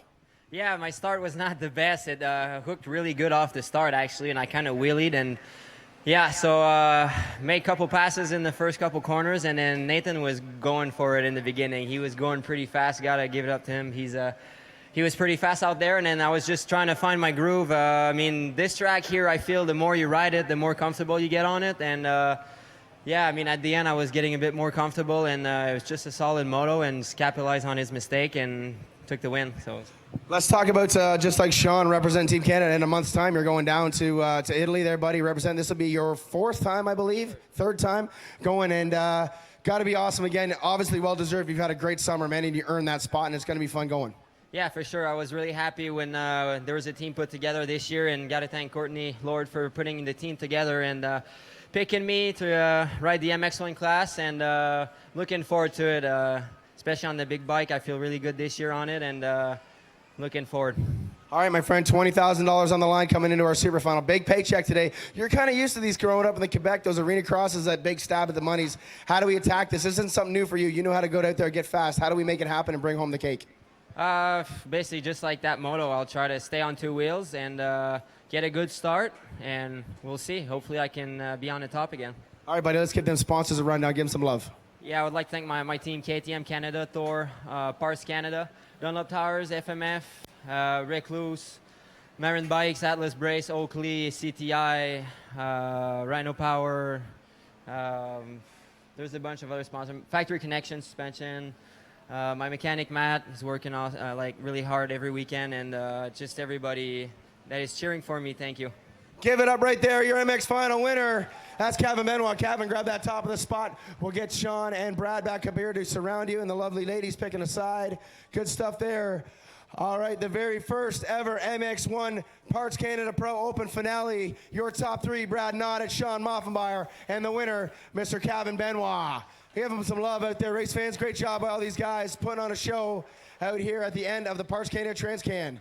All right, ladies and gentlemen, that takes us to our second break. A few more minutes, and we will be getting our last chances out there for the riders to select their gates into the super final, where every racer you saw today will be on the same gate, battling for $20,000, courtesy of Parts Canada and the Walton Raceway. It is going to be a banger. Get yourself an ice cream, grab yourself a cold pint, get yourself a Rockstar Energy, because you're going to need it for this 25+2 finale of the best riders here at the Walton TransCan. It's going to be a banger. Thanks for joining us, folks. We'll be back with the LCQs. Dave, take it away, buddy. All right, thanks a lot, Ryan. And we have the last chance qualifiers in. The last chance qualifiers. Last chance for these guys to get into the super final. Get a little bit of time. 25th annual Parts Canada Walton TransCan here on Championship. No, not Championship Saturday. My apologies. That was yesterday. Today, Pro Sunday. MX1 qualifier just finished up. Kevin Benoit with the top step performance on the KTM Canada bike. Sean Moffenmeyer on his Redemption Racing KTM was second. GDR Honda's Brad Knott at third. MX 101 rider Dylan Wright on the 450, overcoming not the best of starts for him. He had to charge through the pack. He made his way up to fourth. His stablemate, number 20, Jess Pettis, finishing fifth. Those top five riders are going to go to that super final. The rest of the riders that qualified earlier today in the MX2 class and MX1 class, top five from each, going to the super final. Joey Crown was our MX2 winner. Kyle Keese, the dozer, finished sixth. He's got a date with the LCQ. We are going to put 25 guys on the line here for this $30,000 pro added super final. A little bit of track maintenance right now. a couple of things. Grab a refreshment. Stick around, friends. Lots of great racing to come here this afternoon as the day unfolds. Track holding up pretty good. We had a weather cell blow through here during that MX1 qualifier. It's gone now, though. We've been promised by the good people at the Weather Network that it's going to be hit and miss, and it looks like we'll get this day of racing in under predominantly overcast skies, a little bit of wind going, and I don't think it's bothering those guys on the racetrack that much. Once again, stick around. Thanks for tuning in. Brent Worrell here in the broadcast trailer. We will be live all day until the final checkered flag wave and beyond here, thanks to the good people at Walton Raceway.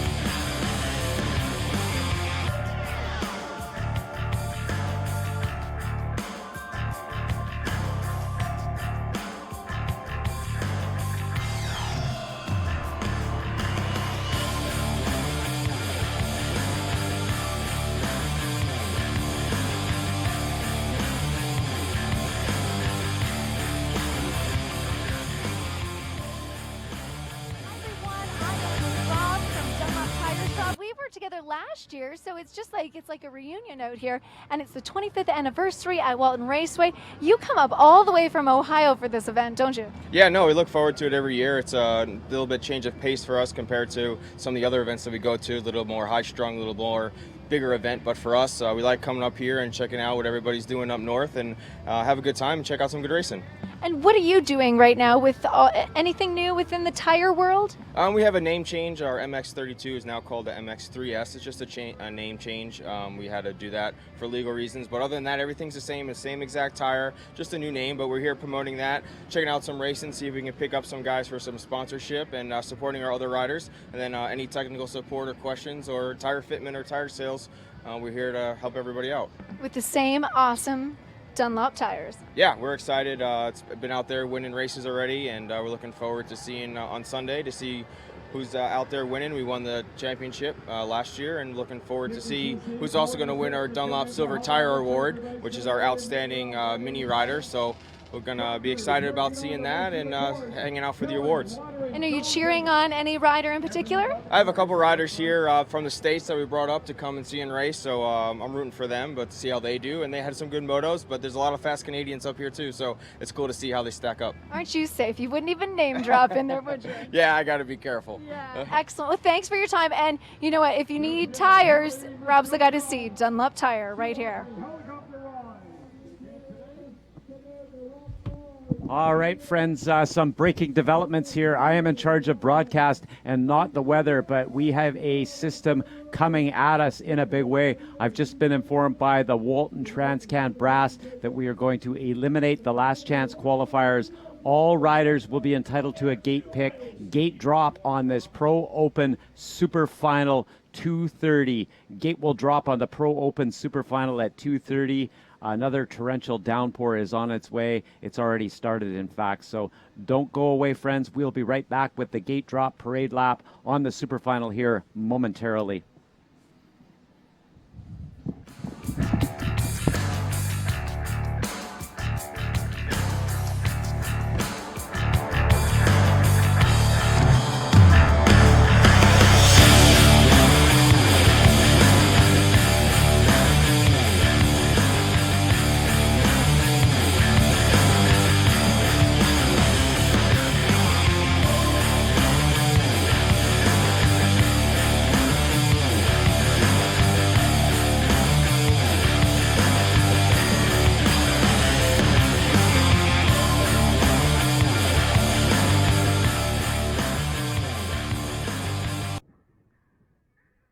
Thanks for tuning in back home as part of our live stream here at Walton Raceway. Right now I'm in the Honda Racing booth with team manager Derek Schuster. Derek, what a weekend here it is at Walton. Yeah, it's a great weekend. They have an awesome event going on, the amateur stuff going on all week, and then this big pro race on the weekend. Yeah, now you're here, you were saying, we were talking earlier about you really want to support the amateurs this weekend.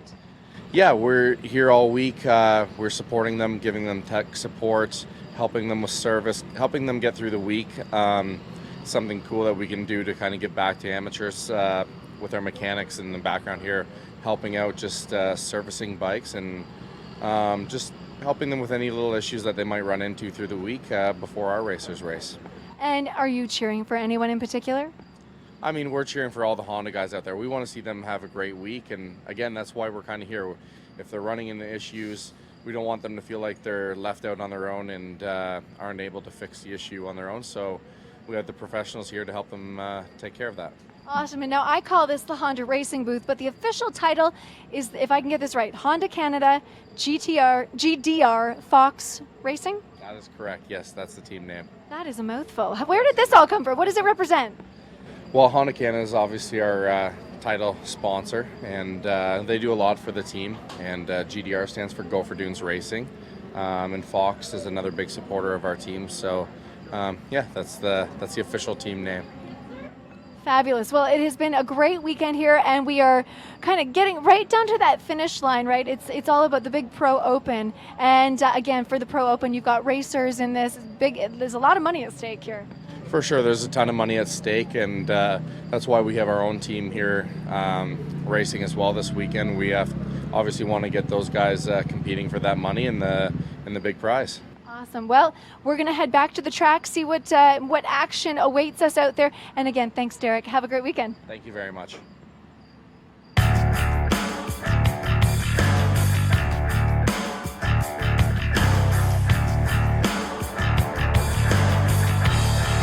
Broadcast trailer, and in case you missed it, I advertised just a few minutes ago, we have an enormous storm cell on the way. It's starting to rain. The crew here fearing the worst. This track, most of the soil bladed off the surface. This track cannot tolerate another inch of rain like we've had here. This place has just been plagued by rain throughout the week here. Hats off to the crew to get it done. We are going to stage our super final riders, and we're going to send every one of them behind the gate. There is going to be no last chance qualifiers. Gate picks will go in sequence of how they hit their mark in the MX2 qualifier and MX1 qualifier. It's going to be interesting. 25 minutes plus 2 laps. Not a lot of time to regroup, especially for the riders in the MX1 class. Kevin Benoit just coming off the track with the victory. Sean Mothenmeyer was second. Brad Knott at third. Dylan Wright, Jess Pettis. Followed in 6 by Kyle Keese, Chandler Lindsay, Brock Littner, Kyle Swanson, and Taylor Campicini rounding out your top 10. MX2 class. Winner was Joey Crown, Weston Rosina, his first ever pro podium performance. Nice work, Weston Rosina. Same could be said for A&E Racing's KTM rider, Riley Gallup. He finished out third there, hit the podium, got a podium interview. Nice to see Gallup back on the motorcycle after having to miss the last round of the Rockstar Nationals. Brock Littner with his new connections of Monster Energy, Alpenstar, Kawasaki, Leading Edge underneath the big team's tent this weekend, got a fourth. TJ Albright, American Invader up here from Mount Marion, New York, he finished fifth. Those riders will get the first gate picks. Casey Keast on a Kelowna Yamaha Golden Tire bike, Gibson Tire Technology bike, he was sixth. John Pock was seventh. Vancouver Island boy, Port McNeil BC's Jason Abernathy was eighth. Duncan McLeod was ninth. And local boy Zach Zeger from Melbourne, Ontario was 10th. We're going to pit 25 riders behind the gate. Right now they're in staging. There is Casey Keast and his Kelowna Yamaha. Casey Keast with 2 top step performances this week here at the 25th Annual Parts Canada Walton TransCan. He won the MX1 and MX3 intermediate classes, and he was embroiled in quite a battle for the final podiums of the final MX2 intermediate moto yesterday at Day's End that was won by Marco Canella. Casey was second. Austin Watling finished third. Grab a soda and whatever else flavors your palate, friends. We're getting a pan around here, this Walton Racetrack facility. I talked about some of the rain we've had. We've got our TSN camera crew in the house. The track will not tolerate another ounce of moisture from Mother Nature, so we are going to drop the gate on this super final in about 10 minutes time. Riders making their way over to the staging area. Going to do a hot lap, and we are going to go racing 25 minutes plus 2 laps. $30,000 up on the line here. I had a look at the format. I'm going to bring it up on my phone in the image, the payouts for this super final. Winner's going to take home $2,500 plus the $350 that he won for his MX1 or MX2 moto. If a rider that won one of those qualifiers, i.e. Joey Crown or Kevin Benoit, hits their mark, they will take home some $3,000 for their efforts. Second place, his bag of bones will contain $1,800. Third, $1,500. Fourth place, $1,200. Fifth place, $1,050. Sixth place, $900. Seventh place, $825. Down in increments of $750, $675. 10th place in the super final, $630. 11th place, $600. And all the way down through the order here, a lot up for these riders. Great reward for the risk that they're throwing down. And let me tell you, this racetrack has been risky. Nathan Bless paid the price in a big way in his MX1 qualifier. I'm not sure if we will see Nathan lined up. If I had to make a wager, it would definitely be on no, but I know better than to sell short the fortitude and commitment and perseverance of a motocrosser. Reminds me of a little story going back to the Future West Arena Cross Series a few years ago. Came unseated in the rollers. My friend Tyler Medaglia and they were lined up. I was doing the in-house live announcing, and I didn't even mention his name. There's no way I saw it possible that Tyler would be lined up. And when that gate dropped and he came towards me with the whole shot, I was definitely eating my words in a big way. We had a good laugh about it after the fact. On the note of Tyler Medallia, congratulations, his 20th overall yesterday at Budds Creek in the AMA Nationals in the 450 class. Cade Clayson on a Redemption Racing KTM, he finished 21st. Both those riders had a decent moto and a moto that they would likely rather have back. I'm not sure what the issue was for Tyler. I know he went 33 and 18 for his 20 overall, but I'm sure he's happy with his efforts finishing in the top 20.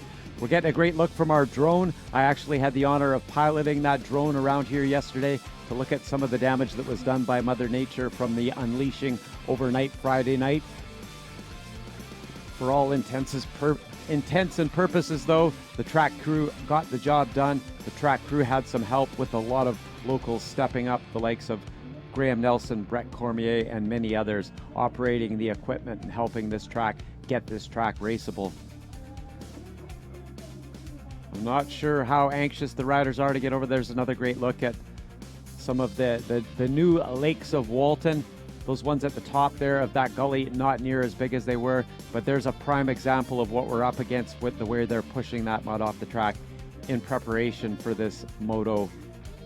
And they are actually dozing a part of the track we haven't used yet.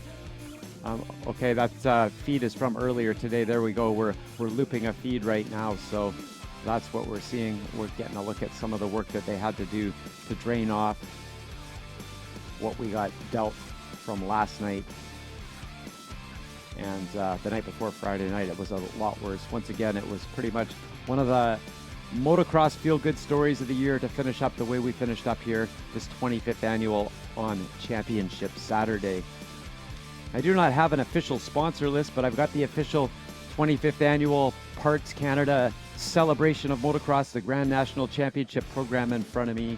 Some of the good people making this event possible: KTM Canada, Honda Canada, Yamaha Motor Canada, Canadian Kawasaki Motors, Dunlop Tires, Funstar, Scott, MB1 Canada, MB1 Suspensions, Bell, Pepsi, No Toil, Instant Shelters, Battlefield Rental, 101.7, Wiseco, Pro X, EBC Brakes, WCK Honda, Shelbourne Fuels, Two Wheel Motorsports. There's Graham Nelson's effort right there. The good people at Two Wheel Motorsports out of Guelph, Ontario. Tigwell Motorsports, Cobra Canada, and AM 920. Many, many more involved. Of course, up top, we've got the big ticket sponsors: Parts Canada, Thor, Alpenstar, all helping out Walton Raceway put on these top shelf events for 25 years, a quarter of a century now, here on the fabled, iconic Lee family farm. Hope you're all having a good day, a Sunday, wherever you're tuned in on the World Wide Web, around the world. Getting another look there. There's one of the larger lakes. Man, it's absolutely speechless when I came in here. My wife and I staying in a hotel in Goderich, Ontario.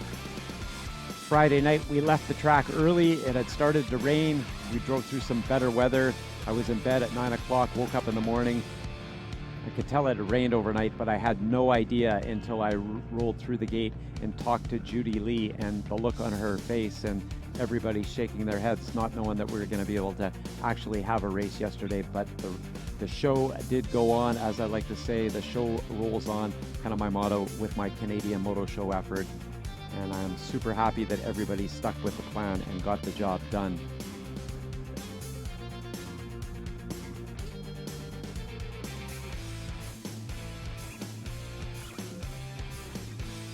Not far away from our Pro Super Sunday Pro Super Final $30,000 purse parade lap. Many spectators have come out to enjoy this event here. Always a tough call to make when the weather's been hit and miss, but I've had my wife out with my camera getting some images of the racers on the racetrack as well as all the great spectators. Big thanks to my friend James Lismore helping me out with some photos too. It's not hard to tell when you hit the Canadian Motor Show Instagram account Who took what? Nice work, James Lismore. Many other great members of Canadian motocross media here this weekend. My colleague at MXP Magazine, Chris Pomeroy. My friends, Ryan Gauld at Guaranteed MX, Billy Big Wave, Rainford, and Jeff McConkey from Direct Motocross. Just to name a few of the many people here taking some great images to promote the positivity of the sport of motocross.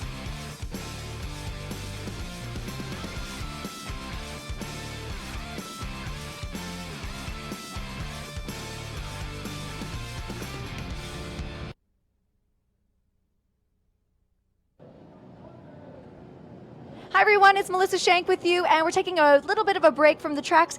Down here, I'm with Matt and Matt. That's really easy to remember from Yamaha. And I first have to ask you, you got new shirts this year, you're all decked out as Blue Crew. What is Blue Crew all about? Blue Crew is our new brand image supporting amateur and pro racing. First, it's going to start on the motocross circuit. The U.S. has been leading that now, and now it's factory backed. So yeah, we're here supporting our amateur racers and our pro racers, and we're trying to get the Blue Crew going. And you've got a lot of racers this year. Now tell me about this trophy. What does this trophy represent? It's the manufacturer's trophy. Right, so it goes to the manufacturer who has the most bikes registered. So we won it last year, and we're in good position to win it again this year. I was going to say, do you have to give it back, or do you get to keep it right here? We have to give it back, but I think we'll get it back again, hopefully anyways. Fingers crossed, fingers crossed. Okay, so what's new? You've got, I see new products all over here under your booth in your tent area. What is new and that you're featuring here this year at Walton? Today we brought with us a 2017 YZ250F and the 450F. 450F is very similar to last year, minor tweaks. The 250F has a lot of engine revisements. The frame is different. It's got more power this year. And that's basically what we want to showcase. Fantastic. And you mentioned you have a lot of riders. Do you have more pros or amateurs or a little mix of both? We got a lot of amateurs here this week. We have Moto Park that has a lot of Yamaha riders. We have MX101 brought their amateur team up. And whoever's riding a Yamaha, if they collect the most points, we're going to give away 2017 YZ of their choice plus $2,500 parts credit for next race season. Okay, that in and of itself is fantastic. If you're a rider, the incentive is certainly there, not only for the love of the sport, but you certainly do give away some great prizes and incentives for your riders. Absolutely, and it's a way to get people riding blue, and you can tell when they come out here, you see on the start gate, there's a lot of blue bikes out there, and they're all trying to win it, and that's just a great way for us to support amateur racing. How did you guys get into racing? I've grown up, I've been on a PW50 since I was 2 years old. It's when you start your kids young, it just carries on up. Just the love of motorcycles, on-road, off-road, doesn't matter, anything two wheels, I'll ride it. I'm not exactly the best racer, I'll fall for sure, but I'll give it a go. Well, thanks to you both, the Matt Squared, we'll call them here at Yamaha, and the Blue Crew, thank you so much. You know what, we have a love of racing, certainly here at Walton Raceway. So, you know what, let's go back to the tracks.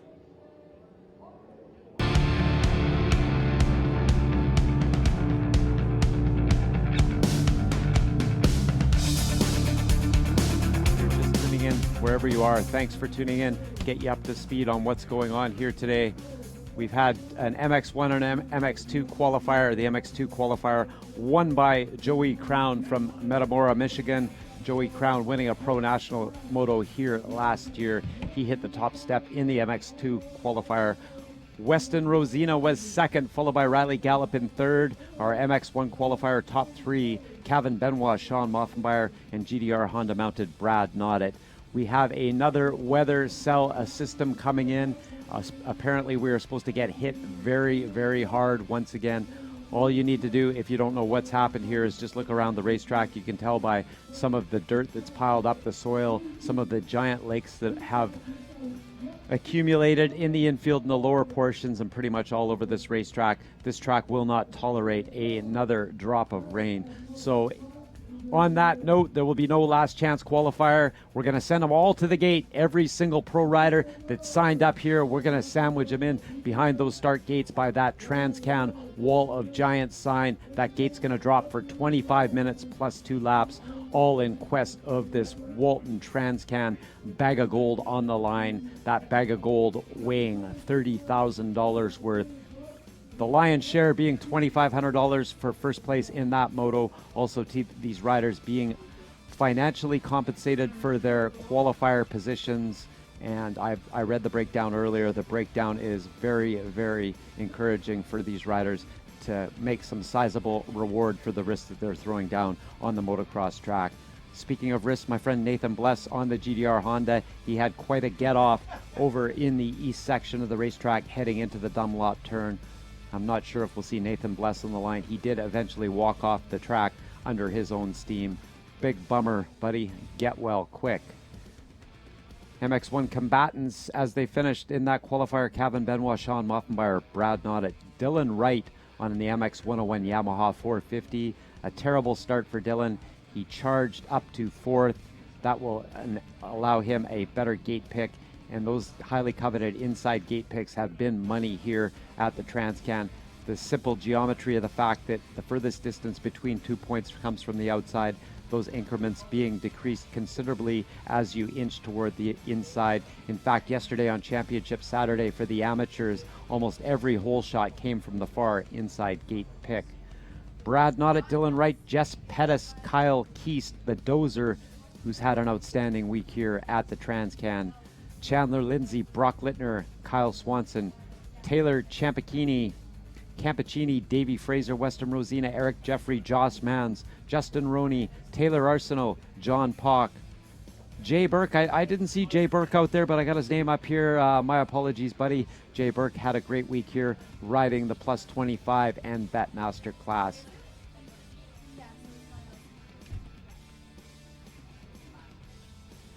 Doing double duty here between this laptop and the phone. A lot of bells, whistles, and cables. As I said earlier, enough to confuse the average bear. Thankfully, I am not in charge of this stuff. This great crew here at MS Productions, as well as the crew from TSN here, Just Twisted, many others putting this together. This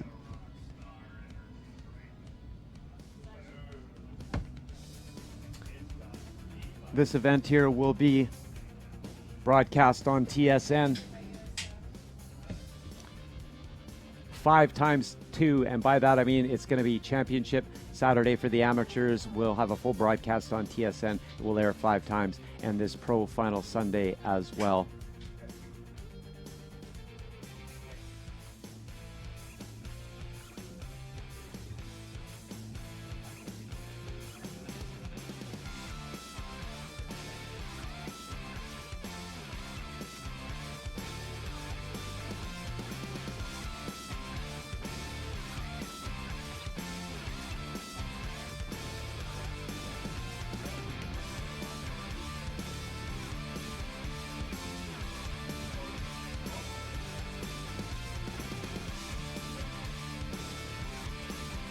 Waiting for our riders to make it over to staging.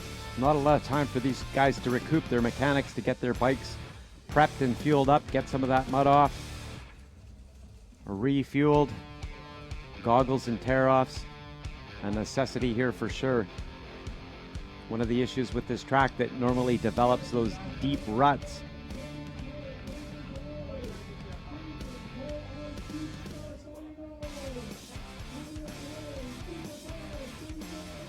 Ten minutes away, super final.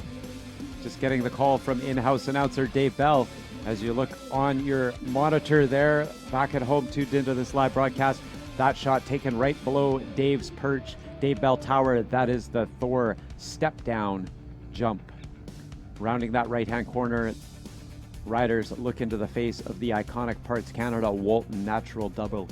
At the end of the straightaway there, that right-hander been quite technical. Saw a couple of riders make some mistakes earlier and pay the price. The KTM racing rig parked up there with the Monster Energy Alpenstars Kawasaki rig.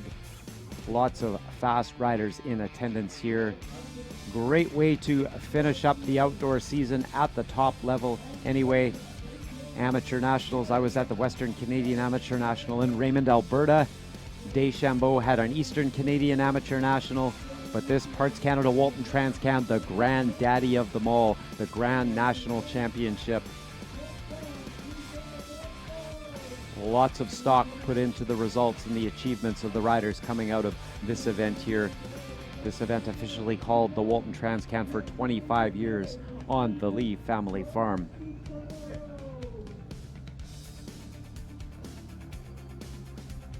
First rider heading under the staging tent there. Into the shadows. Can't quite make out the number.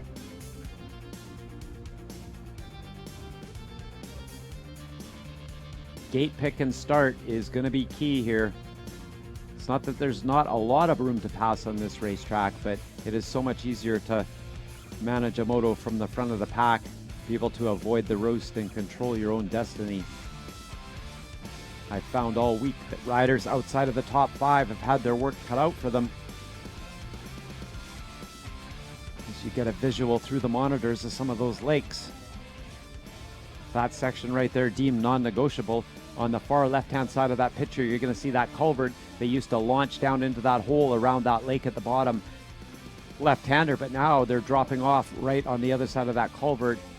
Sharp left, accelerating around that sweeper corner where the Dunlop banner is. Heading down over a little step-up jump. The regular pro step-up that's been in place here for years, not in use this year. Kyle Keast and the Walton staff here made a lot of great changes here. It was great to hear Kyle's take on things at the opening ceremonies as he spoke and addressed. He said that the changes are just the beginning. They want feedback. For all intents and purposes, the feedback has been very positive on the changes. Thank you very much. Lovely lady just brought me a fresh, cold can of Rockstar. Rockstar in attendance here, the Rockstar girls.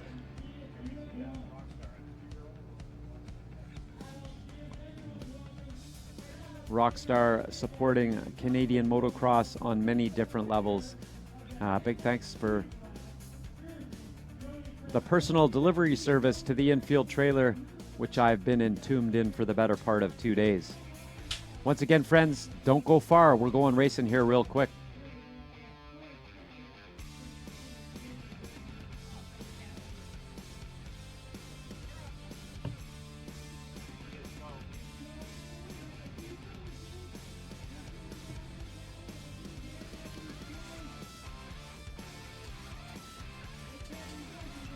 In the background, I can hear Mark Perrin giving some swag away. Great work by Mark and Brett, taking the proverbial Walton TransCan conch from the Sultan of Walton, Mr. Chris Lee. I got a text in from my brother Billy Wright, and he asked me to shake Chris's hand. I haven't done that yet, my friend, but I definitely will. Not only for you, but I'll do it once for myself as well. Very honored to be asked to come out here once again this year, 2 years running, to host this necessity, in my opinion, to be able to stream these events live, so people who cannot make it back out that can't make it out to these events can cheer along as race fans at home in an effort to broaden the horizon and scope of all good things motocross.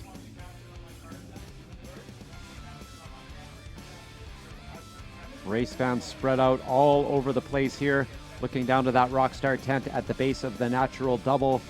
Over to the left, Dave Bell Tower. I'm not sure what's going on. They've got some kind of contest or festivities. Somebody passing me a note here. They're giving away what? They're giving away Joey Crown's jersey. I should have told them I wanted it.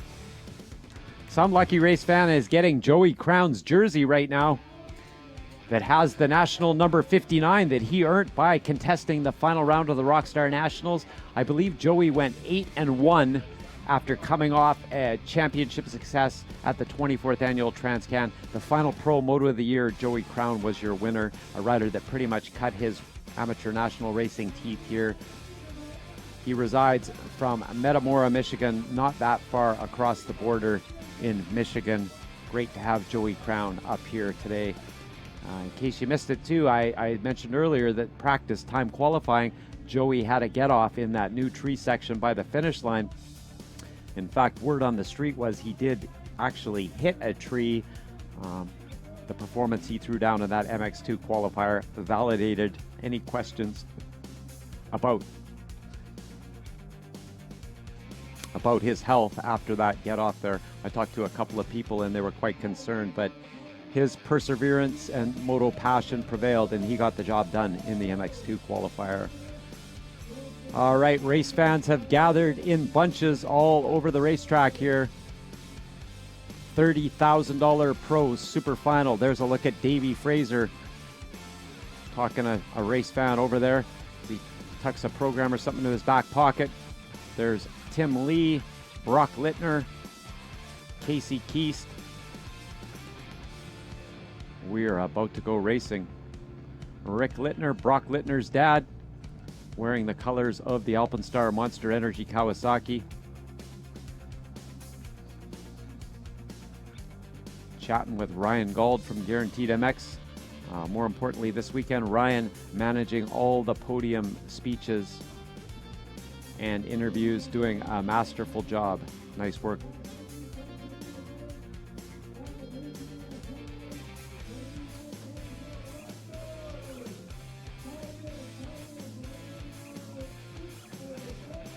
Official word is we are 5 minutes away from the hot lap, friends. Don't go far. Gate drop soon. Probably one of the best events we'll see all year on Canadian soil.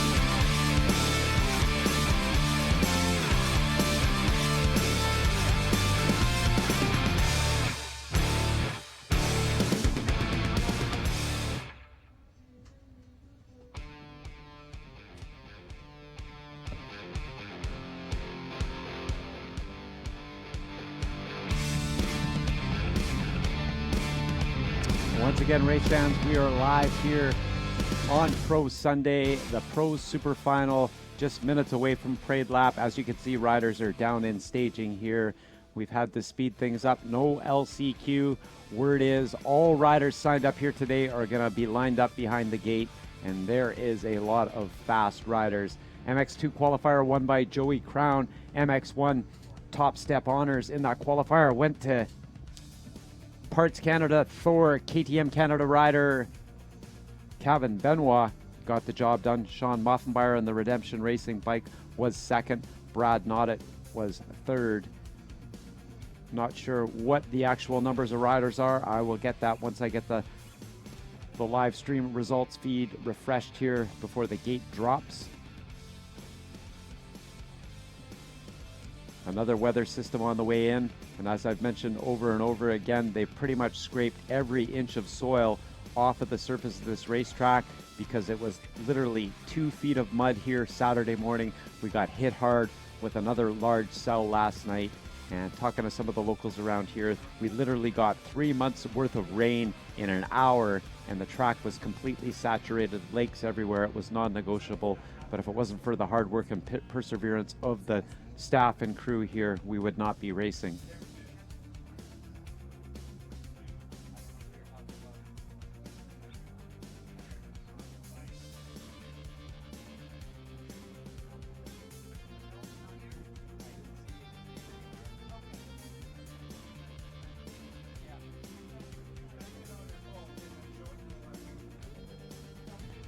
Race fans gathering the fences here. Everybody wanting to get a first-hand view. Who's going to take the lion's share of this $30,000 up for grabs?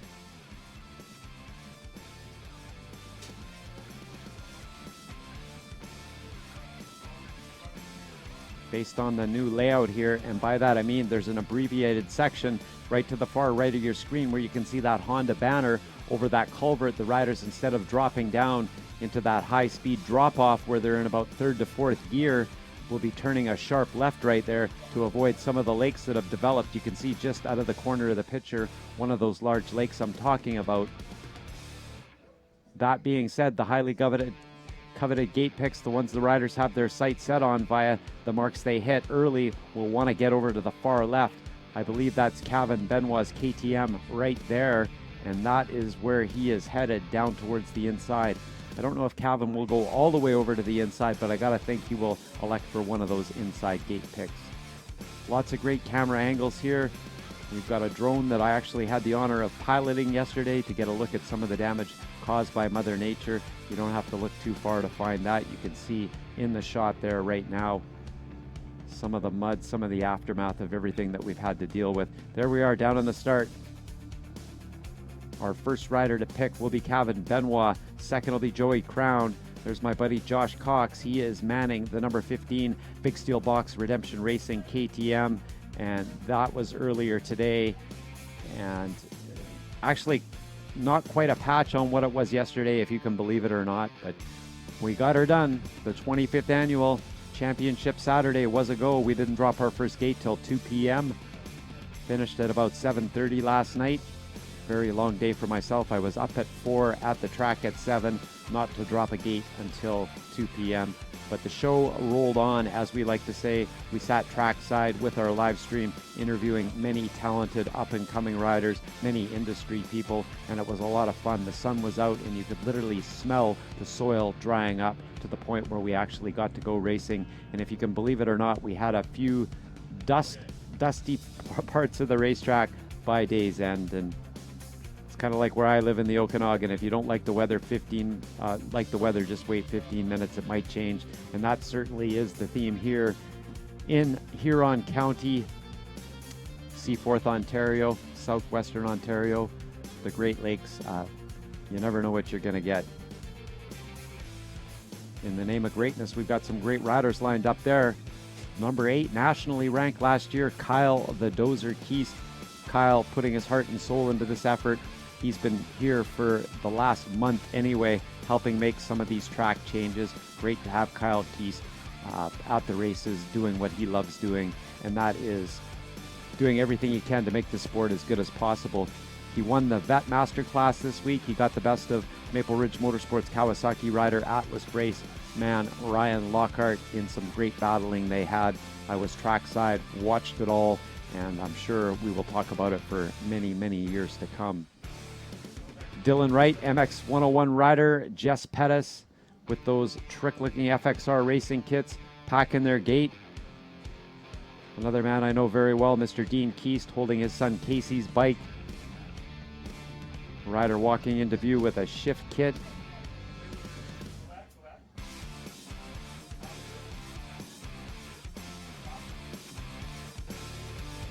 Chandler Lindsay from North Carolina up here. He was 7th in that MX1 qualifier. And riders from south of the border made the trek up here. Number 655, John Pock.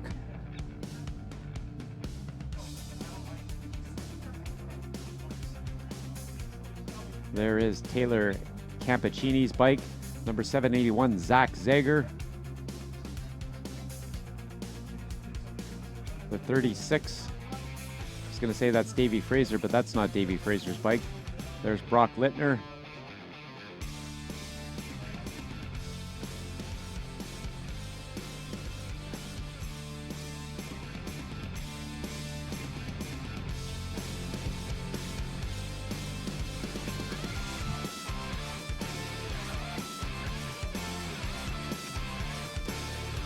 Riders packing their gate, start imperative. Oh, looks like the Dozer, he busted out that inside gate pick down there. Moffenbauer beside him. Benoit about 4 in. Got another Honda there. Not sure exactly who that is. Number 33, Eric Jeffrey. Hayden Halstead. There's Weston Rosina with the 2nd place finish in the MX2 class in the qualifier.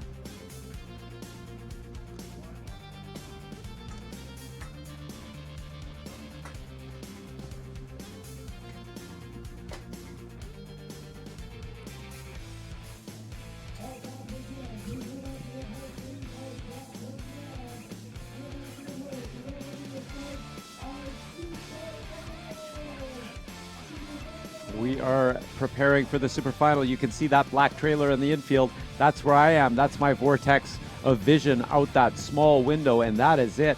Nothing else, but thanks to the great work of the camera crew here, I've got a great visual of everything. The same view you've got back home, that is my vantage point as well, bringing you all the live action from the broadcast trailer. Just at the top right of the screen, you can see that darkness of that ominous black cell that has prompted us to accelerate and get right into the meat and potatoes of this $30,000 pro added super final moto.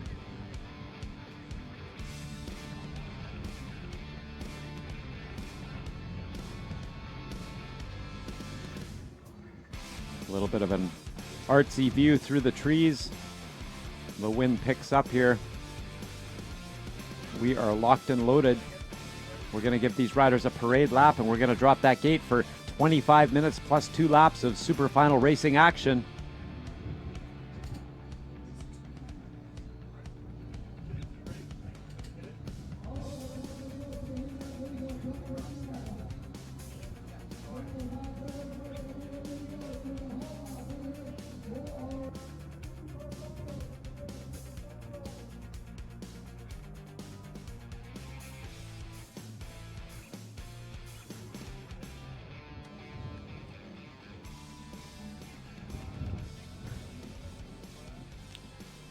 Riders behind the gate there. I heard Dave Bell say they were going to get a hot lap. Definitely. Team Canada's Motocross of Nations manager Courtney Lloyd down there wearing that new look that was unveiled here last night. Our riders Tyler Medaglia, Sean Moffenbauer, and Kevin Benoit headed over at the end of September to represent Canada at the Motocross of Nations. Good luck to our team. Lots of great ways to help that team out. Check out Courtney's Team Motocross of Nations Facebook page. There's a couple of auctions up. I myself put up a signed Trey Kennard jersey that was so graciously given to me by my friend Doug Wilson from Virginia City. Big thanks to Doug for doing that. Good luck to Team Canada this fall. Right now, though, rider Kevin Benoit on the line. and Sean Moffenmeyer. Tyler Medaglia rode at Budds Creek yesterday, got a solid 20th overall with a best moto finish of 18th. Nice work, Tyler. See Jamie Kiestoff in the background wearing his orange collared Walton Raceway shirt and his red Honda hat. Thanks to Jamie for all his hard work helping put this event on. We have the best of the best here in the 250 class and 450 class.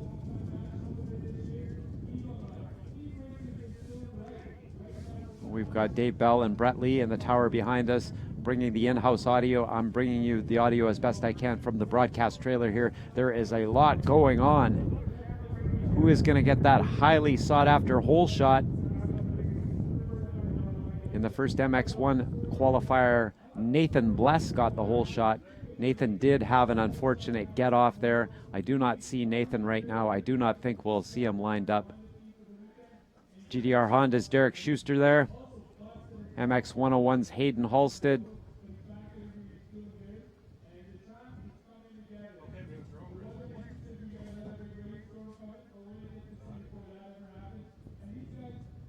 All right, just paying attention to what Brett Lee's saying about the weather forecast. I have pretty much been ignoring that. I read it this morning and it's changed about 5 times since then, so I'm just gonna take the we shall see what we see when we see it approach. Okay, the gate is down for the hot lap. Who's gonna roll out first? That's Brad Noddet. Kyle Keast. Keast and Noddet. Noddet with a wheelie. There's John Pock. Sean Moffenmeyer on that Redemption Racing KTM. Taylor Campicini, Jess Pettis, Jason Abernathy, Taylor Arsenal, Riley Gallup, Weston Rosina, Brock Littner, Eric Jeffrey.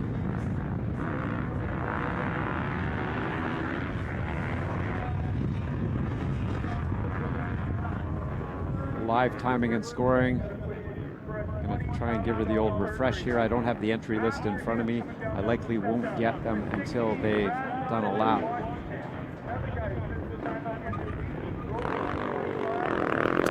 A lap of the moto, that is, not the parade lap. Sight lap.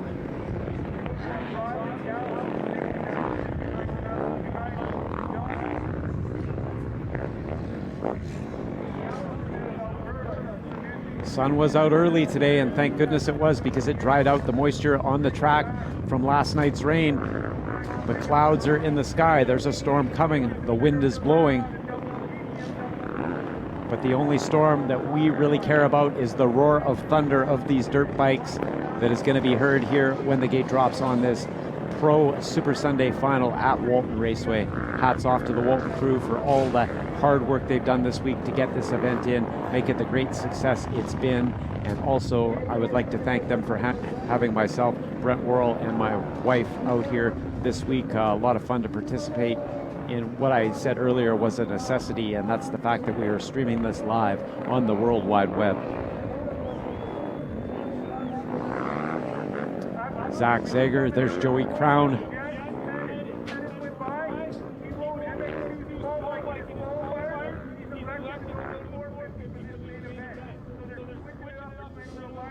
Just heard Brett Lee say that Jess Pettis is riding a 450 out there.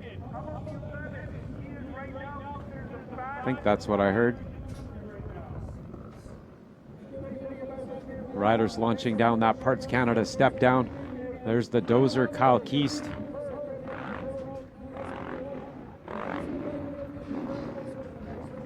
Canadian nationally ranked number 8 in the MX1 class.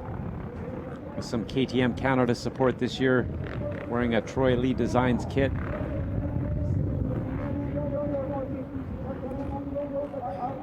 Making their way back to the start line area.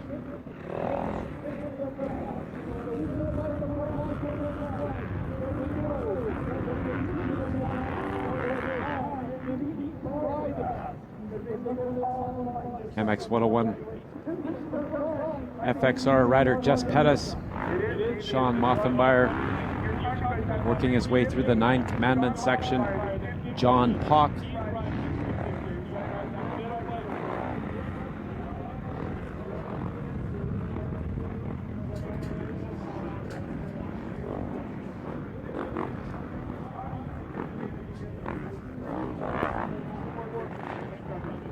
Having a look out my window here to the right over my shoulder. Dylan Wright in the MX 101 bike. Casey Keast, Eric Jeffrey. There's Jay Burke.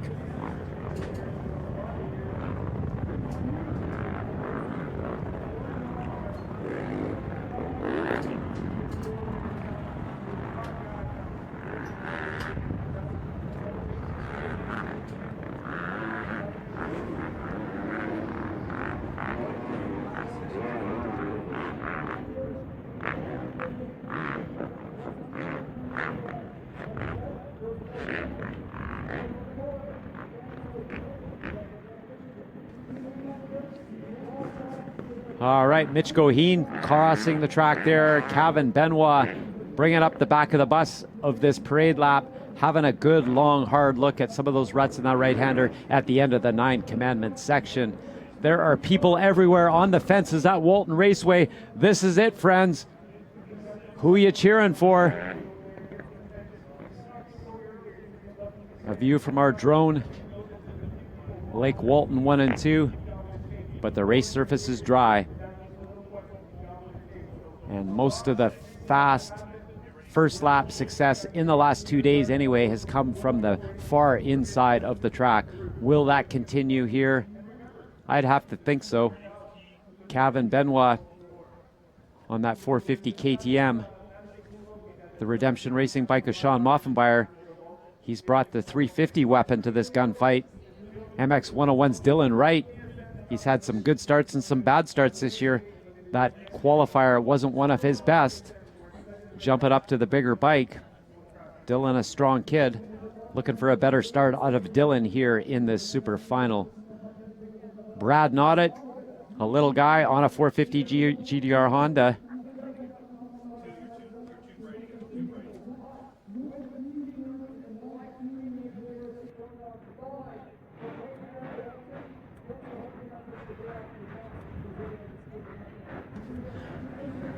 All right, the Rockstar girls have the 30-second board in hand.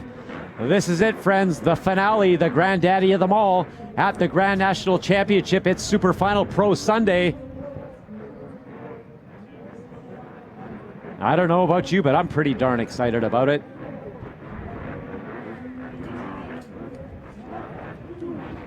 Kevin Benoit on that KTM bike.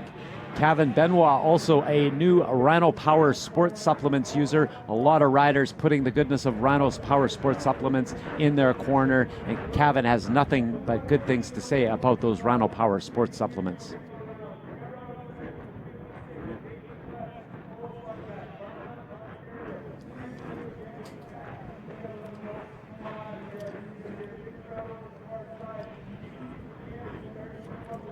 Second board has gone to 5. 5 is going sideways. RPMs are up and so is the heart rate. Looks like Benoit and Noddet. 1-2. Kevin Benoit. Benoit to the lead. Noddet on the GDR Honda right there as well. Number 18. Brock Littner on that Monster Energy Alpenstar Kawasaki with a great jump as well. But it's Kevin Benoit with the whole shot. Into that Dunlop right-hander. Benoit and Noddet running 1-2. Littner in third. Coming into view, Jay Burke in fourth, number 38. Back to fifth. He's got that Steve Sims horsepower under his belt. He praised that on the podium this week. Number 46 with a good jump. Man, there's already a big gap from the front of the pack to the back of the bus. No worries for Kevin Benoit right now as he busts a move on the front end, heading into that 4 step down, scrubbing it out. Noddet, our third place rider, gets a little bit sideways. MX 101 rider there. Not sure, yeah, it's Dylan Wright. Dylan Wright a little bit closer, but he's going to want to get around Littner. There he goes. Littner makes a bit of a mistake. Wright gets around him, but Benoit's starting to run away on the front end. Noddet doing everything he can to keep him in his sights. Dylan Wright up to fourth.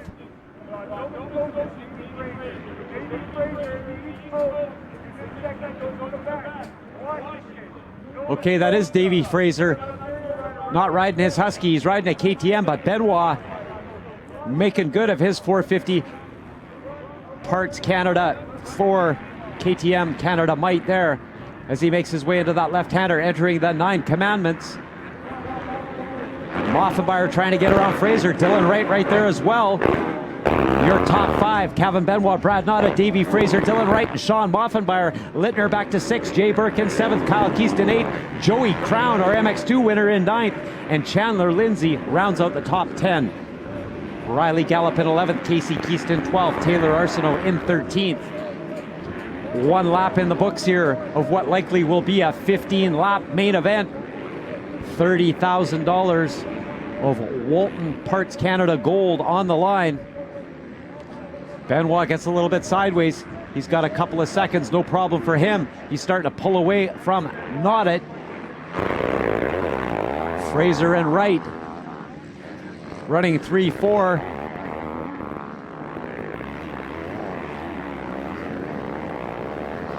Over that KTM step up. Gearing down. Nice little scrub it up over that knockoff step down there by Dave Bell Tower. Top 3 riders equidistance apart. Bad news for the competitors, good news for Kevin Benoit. He is busting away on the front end.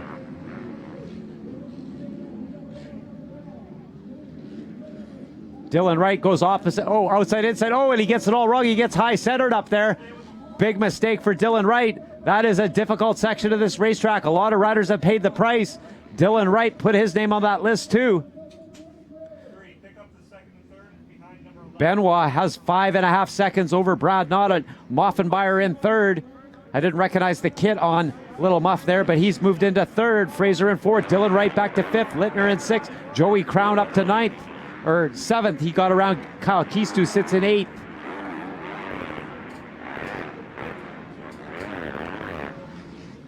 Benoit getting signals from the sideline. Probably just a big thumbs up on that board. That's all Kevin needs to know right now. He's got the upper hand here as the rest of the field makes their way into those 9 commandments. Kyle Swanson on the far left side. I'm not sure what happened with Benoit there, but he slowed right down in that left-hander, and that did afford Brad Noddet to make up some ground there. A bit of a mistake for Kevin, but he's still got a full 5 seconds over second-place rider. Our third-place rider, Sean Moffenbauer, can now focus in on the rear fender of that GDR Honda of Brad Noddet. Dylan Wright still trying to find his way around Davey Fraser. Fraser running a solid 4th. Wright in 5th, Littner in 6th, Joey Crown in 7th, Kyle Keaston 8th, Jay Burke in 9th, Chandler Lindsay rounds out your top 10. MX 101's Jess Pettis in 11th, Riley Gallup in 12th, Taylor Arsenault 13th, followed by the weapon that is Kyle Swanson. Keep your eyes peeled. That battle for second right now, where our cameras are, around the outside of that right-hander. Moth gets a little bit sideways, but that's probably one of the most difficult sections to ride clean. That was as clean as it gets, that rail around that finish line left-hander. That 350 of Moffenbauer's charging in on that GDR Honda Might of Brad Noddet. Epic battle for second here. If Moffenbauer wants any shot at Benoit, he's going to have to get around Brad Noddet right now. Into the 9 commandments, opting outside to the left. Will he be able to maintain his momentum? That 450 Honda back to the inside for Moffenbauer. Those ruts are deep. They're hard to target from the air. Nice job by Muff. Fraser in 4th, Wright in 5th. Kevin Benoit with a 150 and change lap time. Very, very quick out there right now. The racetrack is dry. Has a peak over his left shoulder, in full command and control of this $30,000 Walton Super Final Pro Moto.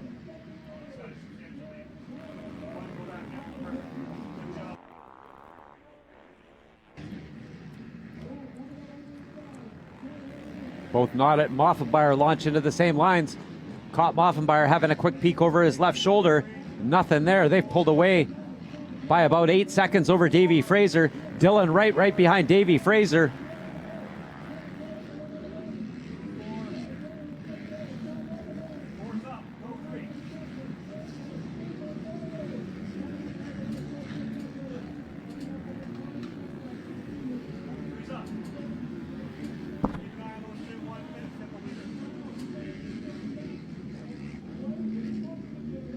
Not at Moffenbauer in view right now through that finish line chicane section.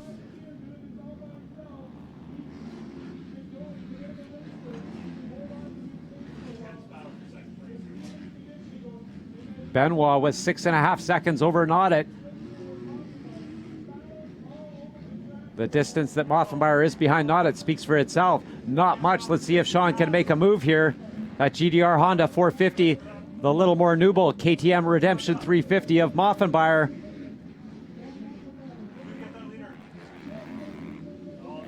Nothing changes there. Fraser in fourth, Wright in fifth. That battle a little bit further back.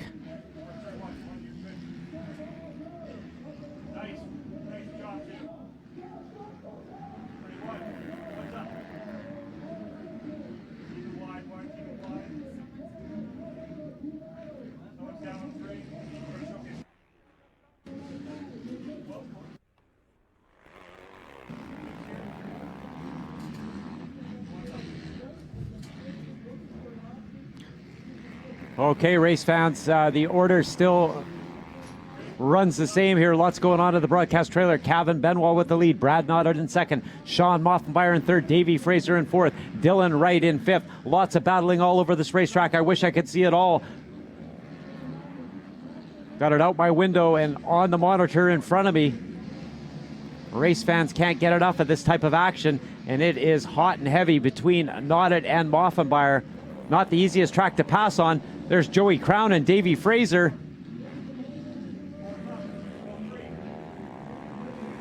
I don't see Dylan Wright there. That's not good news. I'm not sure what happened to Dylan Wright.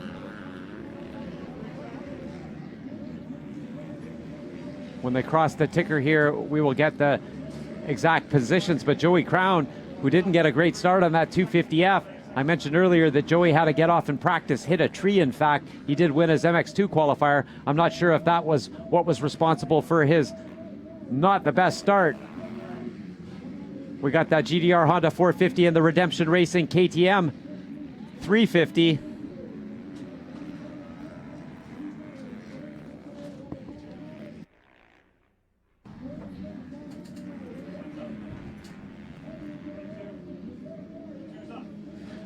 Kevin Benoit, your race leader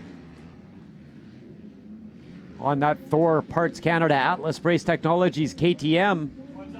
Also using the goodness of Rhino Power Sports Supplements. Kevin Benoit. Rider down in the infield there, stuck in one of the mud puddles. This is one racetrack you definitely want to stay on. Benoit gets around Casey Keast. Not a lot's changed.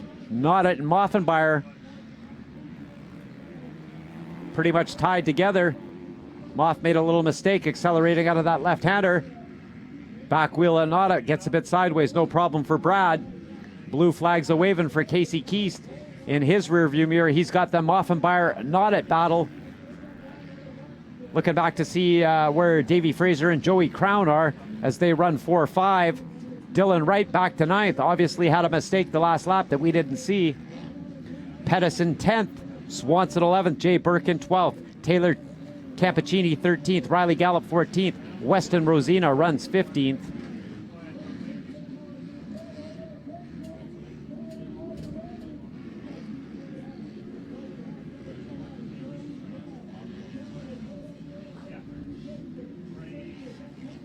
Six laps to the good for our race leader, Kevin Benoit. Likely got 8 or 9 more laps of this left here. Lots of great racing. Oh, Brad Noddet tucks the front wheel, but he's pulled away a little bit from Moffenbauer. Benoit threw those commandments around the right-handers into the view of his mechanic there. Mentioned earlier, not sure what the signal is, but if I was running that pen, it'd probably be just a big thumbs up. Maybe you could advise him on how far in front he is. He can probably read that pretty good. I was talking to some people about that. One of the things about this Walton Raceway is definitely an advantage to be able to look over your right or left shoulder. Oh, and Kevin Benoit gets sideways coming out of that Dunlop right-hander. He had a bit of an issue there a lap before. Great all FXR battle between MX101's Jess Pettis and Kyle Swanson. Benoit able to gauge his forward progress over his shoulders here. into that left-hander. Not Moffenbauer, not having a look over his shoulders to see where the fourth place rider is.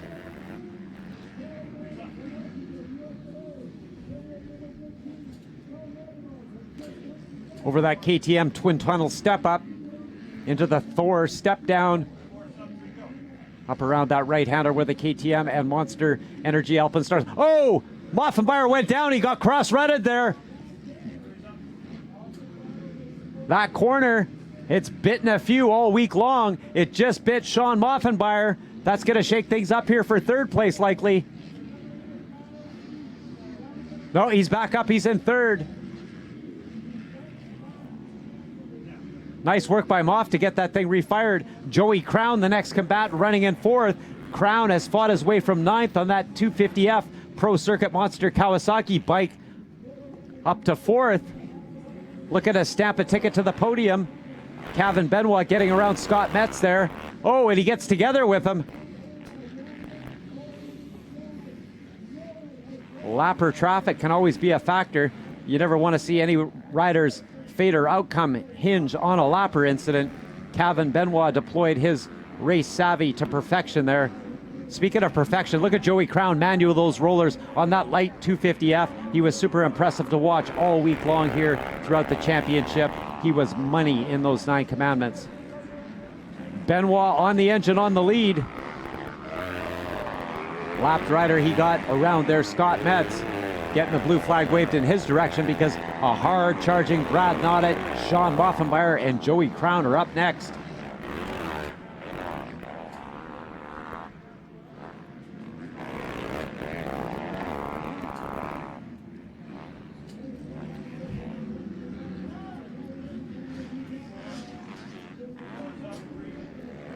Oh, there's another rider down in that right-hander there, and he is not up yet. Not sure who that was. If it was one of this race's back markers. Medical flags waving down there in that corner.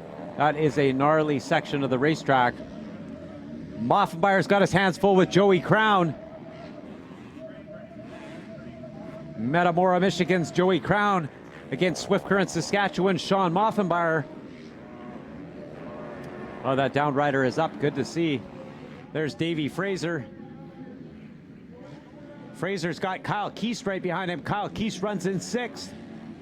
Chandler Lindsay in 7th. Dylan Wright in 8th. Jess Pettis in 9th. Kyle Swanson in 10th. Brock Littner 11th. Taylor Cappuccini in 12th. Followed by Weston Rosina, Jay Burke, and Taylor Arsenal, rounding out your top 15 here on Pro Super Final Sunday at the Walton TransCan. Race leader Benoit through that start section over that Honda left-handed hipper. Battle for second right there. Crown in pursuit of Moffenbauer. We've got Redemption Racing, Big Steel Box Kawasaki, or KTM Might against that Pro Circuit Monster Energy Kawasaki. Benoit not getting along the best with that Dunlop right-hander. I've seen more than one lap where he has been anything but perfect there, but he does have a 10-second lead, as the live timer shows the last time they clocked in around here.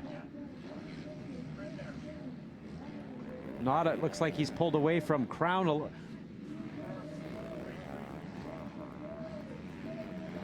From Moffenbauer, who runs in 3rd. He's got Crown right behind him. Brad Noddet runs a comfortable 2nd. Couple of lapped riders right in front of Moffenbauer and Crown.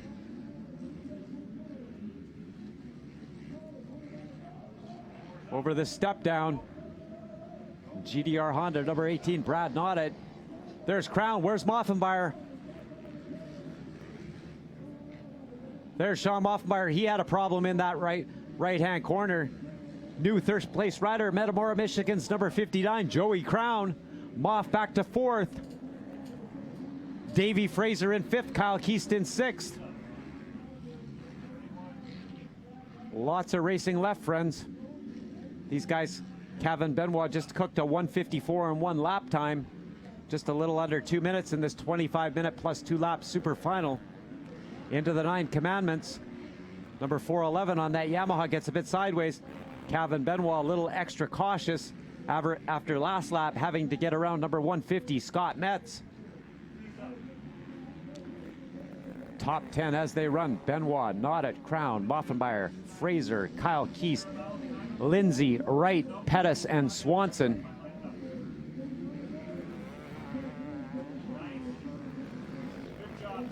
The rain is holding off temporarily. We accelerated the program here to get this in before that next system came. By all accounts, it looks like that race surface is quite hard on the surface. Those ruts drying out, not very forgiving, meaning these riders have to target with perfection when they choose one of those rails to plant the front wheel in. In real time, there he goes, Kevin Benoit pulling away, just entering that left-hand corner. Number 18 on the GDR Honda, Brad Noddet, rider in front of him getting a blue flag to let him know that the race, second place rider in this race is coming. Crown in third. He's about 7 seconds behind Noddet. Moffenbauer about 7 seconds adrift of that. Davey Fraser not far off that pace either. How about Lindsay Ontario's Kyle Keast running in sixth? Lindsay in seventh, Dylan Wright in eighth. MX 101 Yamaha's Jess Pettis in ninth. Kyle Swanson in 10th.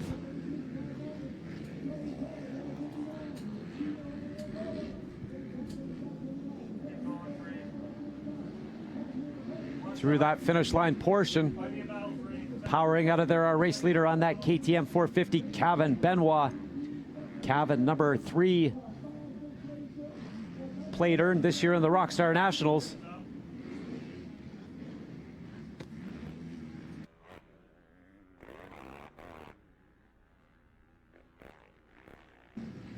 Approaching that start line section where the mechanics are. Benoit gets the signal that he's still in full control. As they clocked in last lap, 12 seconds over Noddet. Runs a comfortable second.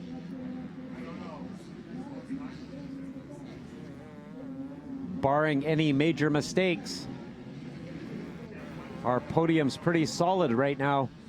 Moffenbauer bounced back from where he ran up as high as second earlier, back to fourth after a mishap.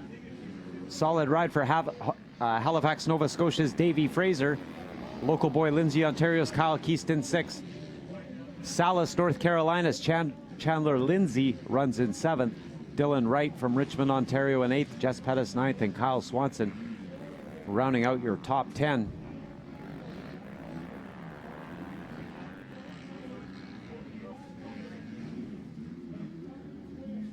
A little bit of dust on the racetrack. As I said, that surface polishing up pretty hard out there right now. There is not a lot left. They had to blade a lot off after all the rain we had.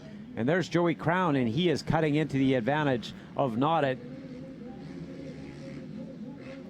Noddet launches that natural double. Joey Crown just cresting it right now into probably the most technical and difficult race section of the track. Right now, I think Joey Crown can sense and see Brad Noddet, knows if he can put in a couple of more clean laps, he'll put himself into contention to better his position.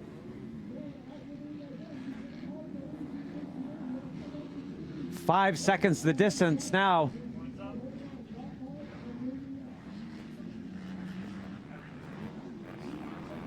As my live timing feed refreshes 3.3 seconds. Joey Crown's got to make up on GDR Honda's Brad Noddet. Noddet wants no part of that talk.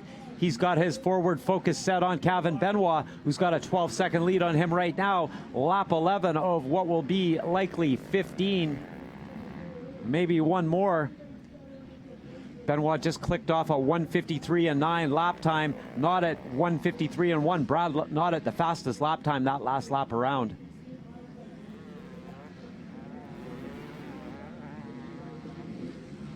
Into the infield portion, through the gullies, into that left-hand technical corner. Oh, and Benoit, that's a bit of a deceptive one. You jump in and then actually land out into that middle rut there. No problem for Benoit. Lapped riders could be a factor here. Lots of blue flags out there. The track crew doing a great job of letting them know what's coming.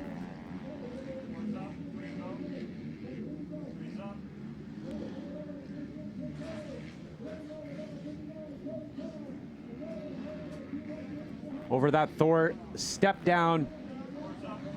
Noddet and Crown. Perfectly smooth. Noddet knows he's there. Over the natural double.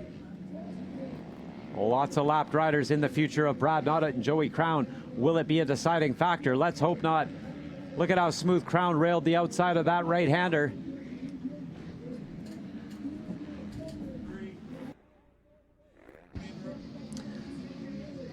The battle on the racetrack right now for second. Noddet launching out, as does Joey Crown, into the right-hander that sets up these 9 commandments. Look at Joey Crown go. He is a man on a mission right now. As I said earlier, Noddet wants no part of that talk. His forward focus is set on the prize of second or better belonging to number 11, Kevin Benoit. Lap 12. I didn't notice a 2-lap board yet. We got some more racing to go here. Minute 54 the lap time. Fastest lap. That last lap, 1:51.7 for Joey Crown. Fastest lap of the moto right there for Joey Crown.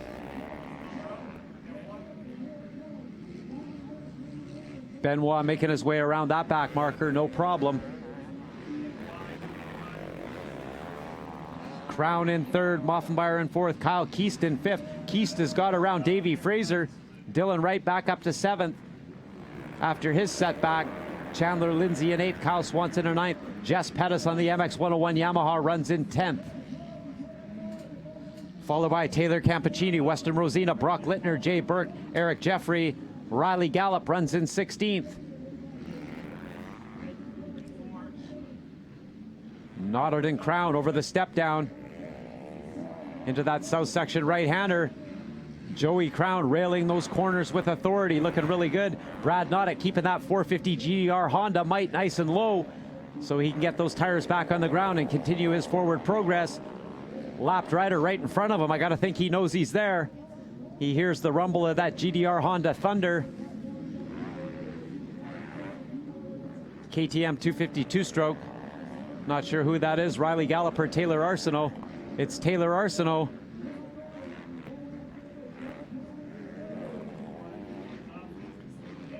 That's Taylor Arsenault right there.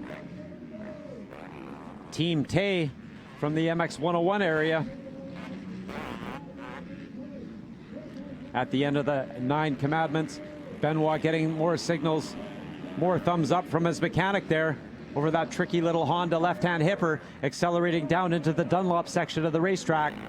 Race leader, Parts Canada, Thor, KTM Canada, Rhino Power Sports Supplements, Atlas Brace rider, Kevin Benoit.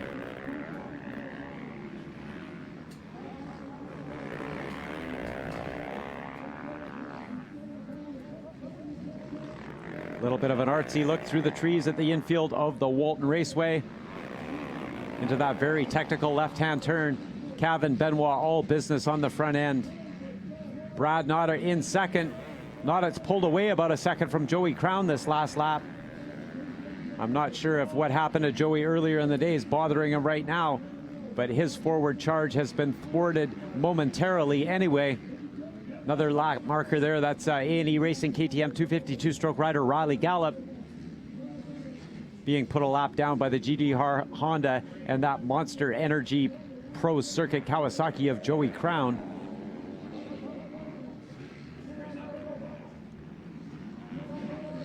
Running back a little ways, about some 20 seconds, Sean Moffenbauer from Swift Current, Saskatchewan. How about Kyle the Dozer Keast? Running in 5th here on Pro Super Final Sunday. That puts a smile on a lot of people's face, mine included. White flag is out, 1 lap left, and Joey Crown is right behind Brad Noddet. Keep your eyes peeled, friends, for that battle for second right there. Noddet and Crown. Is there enough time? Of course there is. We got the better part of a lap left. Noddet gets deep in that corner. Crown senses it. Joey's been money all day long, all week long in these rollers. He grabs the throttle. He knows it. He's committed. There he goes. Opting for an inside line, launching into that rut. Not easy to do. Making their way past the mechanic section around that Honda culvert left-hander. Race leader Benoit. He's got about a 10 seconds advantage here on his last lap. He's dialed it down a little bit.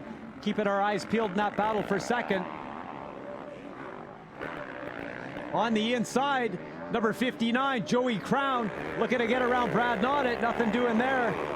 Will he opt for an outside? I think he's got no choice here. Trying to stay with Noddet and get around him. Oh, that cost him. Joey Crown lost a lot of momentum right there in that left-hander. Noddet with the advantage on that GDR Honda over that Thor step down one last time. Our race leader, Kevin Benoit. Is there enough left? The 450 GDR Honda might accelerating and pulling away. Brad Noddet knows what he has to do. Oh, I saw a bobble there on that Kawasaki. I'm not sure how that ended up. We'll get that update here in a second. But our race leader, Kevin Benoit, a little left-hand hipper and a right-hander. There it is. A victory goes to Kevin Benoit, your first ever Walton TransCan $30,000 added Pro Super Final Sunday. Nice work, Kevin. That's right, the King of Walton, the Sword of Walton. I totally forgot to mention that earlier. That up for grabs here. One of the iconic awards. This year's 2016 King of Walton Sword goes to KTM's Kevin Benoit. We're going to take 5 riders up on the podium to honor the marks they hit. They are, congratulations, KTM's Kevin Benoit, GDR Honda's Brad Noddet, Joey Crown on the Monster Energy Kawasaki Redemption Racing's Sean Moffenbauer, and how about KTM mounted Kyle the Dozer Keast. Nice work, Kyle Keast. All riders, Davey Fraser a solid 6th, Dylan Wright 7th, Chandler Lindsay 8th, Kyle Swanson 9th, MX 101's Jess Pettis 10th, Taylor Campacini was 11th, Weston Rosina 12th, Brock Littner 13th, Jay Burke 14th, Eric Jeffrey 15th. Hang in there, friends. Lots of festivities. All these riders going to be honored down on the podium with Ryan Gauld. Brent Worrell here in the broadcast trailer. We will be right back.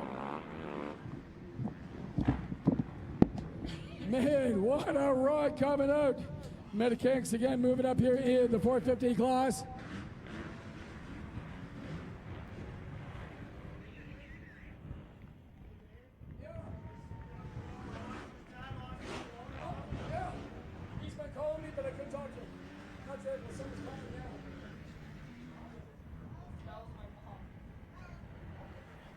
Man, oh man, what a ride coming down here. And the mechanics again trying to get the bikes back up. Everybody's heading down to the Parts Canada stage. This is it. Again, $30,000 in prize money up here for the pros. Get it's all up here. And man, look at this. We're going to see if we can get Kevin Bennett be coming up. Brad Noddet and Joey Crown. Now, Joey Crown was last year's amateur champion, made his debut here as a pro 1 year ago. And now he is up here on the podium for the super final in 3rd spot. Yeah, we're just trying to get the racers out. So if you want to head on down in front of the Parts Canada stage. Top racers, the mechanics, all heading down. We've got the Rockstar girls heading down. Everybody's all getting set up. So the top winners, both on 450s, 3rd spot, I believe, Joey Crown on his Kawasaki 250. Just try to get everything all lined up. So again, if you've got your phone, head on down to the Parts Canada stage. You'll see some of the fastest racers. This is it. The best of the best is out here and just finished up. Kevin Bennett just proved that he is the fastest racer in Canada, and he put it out on the track.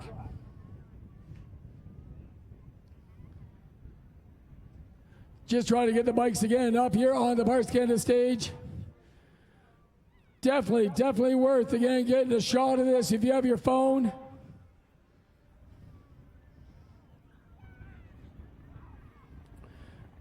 Everybody's heading down right beside our Rockstar VIP area.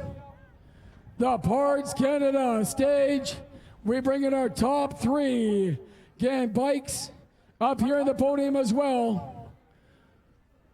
Man, oh man, what an amazing ride. Again, it could have been anybody's race. Again, Sean Malfenbauer was up here for quite a while in 3rd place. But as everybody's going down, we're going to hand it back down to Ryan Gold, talk to our top 3 of our Super Final. All right, everybody, yeah! That's right, Walton Raceway. We made history here today with the very first Parts Canada Pro Open, and each and every one of you are a part of it. Thank you so much for joining us. Wow, what a finale. Joey Crown coming up just that little bit short, and Kevin Benoit putting on a show. The lovely Stella, the lovely Julie, ready to do some action. Would you like some free stuff? Are you sure? Who else wants some free stuff out there? Make some noise! Grab the box, ladies, let it rip. We got so much stuff to give away. Just toss it. Oh yeah, toss it. Toss it. Yeah. All of that stuff. All of that stuff. Get all that stuff. There it is right there. Look at this. Scott, goggles. Who wants some goggles? Oh, I tried to hit that little guy right there. Oh my God, we got so much stuff to give away. So much stuff to give away. Here we go. Some grips here. Last 2 pair. We'll let Julie throw that one. All right, one for you, Stella. Wait, Stella. Wait. One for you. Let's get it on, TransCan! There we go. Wherever you want, let it rip. Taking care of business. Wow. Awesome stuff. Well, so much stuff to give away here today. Amazing stuff. Julie, I'll get you back on that side right there to start those interviews over here. We'll get our microphones set up for the TV as well. Getting ready to go. An amazing ride by this young athlete. We really are stoked that he came up here to support this inaugural event. Last year, he took a first place in the second Pro Moto to get second overall and became a pro last year at this race. He comes back here to support us one more time. Please put your hands together for Michigan's own Monster Energy Kawasaki Thor, Mr. Joey Crown. Right here, Joey. We're gonna grab that, I'll grab that trophy right there. We'll get that there so you can hold that up, buddy. All right, my friend. Good job. Obviously not off to the start you were looking for, I don't think, there. But, man, once again, showing you just don't have any give up in you. Yeah, I know. That start was embarrassing. It stunk. But I'm really frustrating now looking back at that. I felt really good that race. Felt good the whole time. My fitness was good. And I was putting on a hard charge. Track was really hard to pass. Luckily, some guys, everyone was, going down or making mistakes. And I was able to get around people, and I was just trying to put in the charge. I was trying to get Nada at the end there. He was riding good, and he just stuck to that one good line. And I was trying, and I was making mistakes, trying to get around him. And I'm just happy to come out safe and be up here on the backs against all these 450s. And I guess I'm happy with the end result. I rode really good, I thought, and be ready for next year. All right, Joey, talk to me, buddy. Like I keep saying here, this is the inaugural event. We just started off the format, tons of money. You're going to take a big check home with you today. Tell me about it, man. You've been to a whole bunch of different things, the Monster Cup before. What are your thoughts so far on what happened out here today? I mean, like I said, we're breaking ground in Canada. Oh, yeah, I think this is a really good event. Last year I was here, the payout sadly wasn't very good, but so this year is a lot better. And sadly, the weather had to open up on us and scared some people away, the riders and stuff, so it wasn't as many as anticipated. But I feel like these guys are all going to see it and see what the track crew did. I mean, I cannot believe how amazing the track is. It's actually dusty. I definitely would not think I'd be saying that today, other than I wish it being a dusty. But no, it's good, and I think it's going to grow and get bigger and bigger every year and get more and more fast guys up here. All right, my friend, I know you got a great list of supporters and obviously a great crowd out here supporting you. Let's give them all some love. First and foremost, got to have the Lord Jesus Christ, and then my mom and dad, my sisters for always standing behind me and supporting me, and Monster Energy Team Green Kawasaki for everything they do for me. Thor gear, Bell helmets, Dunlop tires, Wiseco, Cometic gaskets, Josh from GPF, the whole Canella family, Sal for the words of wisdom, keep me up here, and really want to forget anyone. The list goes on and on. Giant Bicycles, my trainer Pablo, can't forget him. Moto Park, Darnay Boots, Oakley Goggles, and anybody else forgot. I really appreciate everyone. Just thank you so much for standing behind me. Give it up right there, third spot, Mr. Joey Crown. Great job, Joey. Don't go too far. We'll get the celebration on after this one. Amazing to see that young kid coming up here. All right, next man up there taking care of business. He came across the line, and all I heard was, woo! A big cheer, a plus 25 champ this week. Going to take second in this final. Make some noise for Brad Nolan! All right, buddy. Come on right over there, young fella. Oh, yes. Oh, yes. Dude, I'm telling you right now, we're ditching the 250F. You ride that thing so well. The track is gnarly. The dirt is so choice. When you were just rocking there, Joey gave you pressure. Moff gives you pressure. You toss it aside. You grab a second spot here, man. You got to be stoked. Yeah, this was the best way to end the series for me out here, you know. Came out to Walton just hoping to have a good time and end up on the box. It was awesome. Talking about this event, I asked Joey the same thing. Inaugural, we're breaking ground here and everything. Lots of money. You're going to get a big check to go home here. It's not going to transfer into the States too well, but that's okay. You can work on that down the road. But just tell me about it, man. Obviously, we support it. We love what's going on, and you came up and supported this event. Just give me your thoughts. Yeah, no, I thought the event was awesome, you know, especially with the track crew did an amazing job because there was so much rain throughout the week and yesterday, and the way everything was planned out, and they delayed practice and everything, it ended up being a great event. And like Joey said, there was dust out there, which who would have thought after everybody saw it this morning and over the week. So, you know, hats off to everybody here.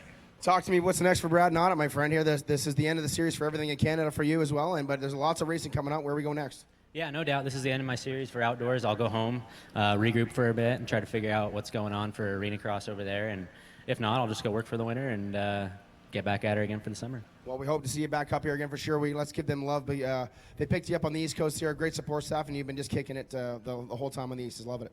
Yeah, no, I'd like to thank everybody at Honda Canada, GDR, the whole Schuster family. They've been unreal to take me under their wing and bring me across the whole East Coast here. You know, everybody at Fox and Shift and Oakley, they've been fantastic. The guys at Yoshimura, Hinson, Proven Motors for always getting us out front. You know, my whole family, I got Trevor, my mechanic, and Randy, the truck driver, Justin, you know, everybody, the whole crew, man. We're just a big family, and it's awesome. So thanks, guys. Give it up one more time. Second spot here in the Super Final, Mr. Brad Noddet. Don't go too far away, Brad. You can grab that. We'll bring that up here and do the champagne, obviously. All right, we're crowning the champion here today. And, of course, at Walton, it is a standard tradition. The winner of the main event gets that sword and becomes the king of Walton. And this year, we will be passing that torch on to none other than KTM Canada's own, number 11. Make some noise for Kevin Benoit! There he is. Kevin will skis right over to the middle there, or the ladies come closer, either one. Was it as easy as you made it look? We were all hoping you were going to get a bad start. I'm not going to lie. We were kind of hoping because we knew you were going to be up front for sure. But you did your thing, my friend, and pulled away, and you were stoked at the end. Yeah, I had a much better start this time, and we made a couple changes with the bike between the motos, and I was feeling a lot better in that moto. And yeah, like the other guy said, it's pretty amazing. The track turned out to be really good today. I mean, good job for like all the crew that worked on the track, making it so good. It was a really fun day to ride. All right, talk to me about. I'm asking everybody. This is an inaugural event, a big deal. You're obviously going to take a big chunk of the money home today, winning both finals today. Something new. First off, here joining us. Thanks for coming and doing it, and just talking about, because obviously we're trying to make strides and changes in Canada, and this is one of them. Yeah, I mean, it was a really fun day. It's kind of sad that not a lot of guys showed up. I mean, I thought there was going to be more people. Usually when there's money on the line, people show up. But yeah, I'm really happy to be here today, and I had an awesome time out there. All right, a month down the line here, we're going to be heading over to Italy for the MX of Nations. Sean Moffenbauer here racing as well. Does this kind of just keep that confidence? You got some momentum. You're heading to Indiana next week. How do you just keep it going, buddy? You got you got more important races coming up, not just this. Yeah, I mean, today was different. I mean, we don't get to ride the ruts that much. I mean, Walton is pretty special for that. I mean, I was happy to be here today and get comfortable in the ruts. And yeah, I got to keep the ball rolling. I mean, I can't stop riding. I mean, I want to be ready for Italy. And next weekend, I'm going to be in Indiana for the AMA Nationals. So yeah, I need a race. I need a race and get faster and faster every time and get ready for the nations. All right, my friend, let's give the sponsors some love. That's what they came here to support you, and they love seeing it when you're winning. Yeah, I couldn't do it without my team for sure. KTM Canada, Thor, Parts Canada, Factory Connection, Dunlop Towers, FMF, Rental, Recluse, Oakley, Atlas Brace, CTI, Marin Bikes, Rhino Power.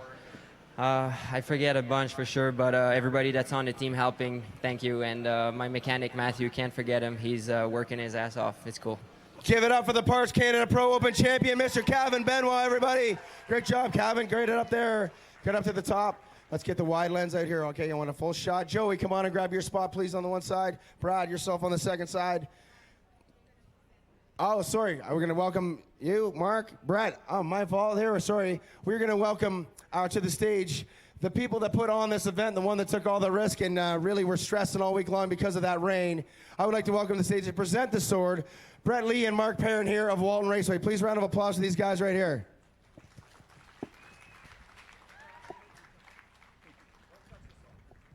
All right, Kevin, it's awesome to have you here. Been coming here since you're a 50 guy. I remember back in the day when you were riding here, so it's awesome to see you keep coming back. And there's a long tradition of Quebec riders taking this sword home from Marco and JSR, and it's an honor to present you with the 2016 King of Walton sword. Congratulations, my friend.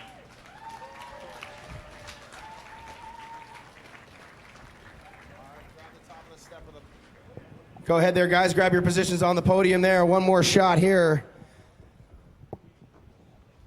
Brad, get up there, the lovely Rockstar Stella and Julie. And there we have it, the very first Pars Canada Pro Open finale.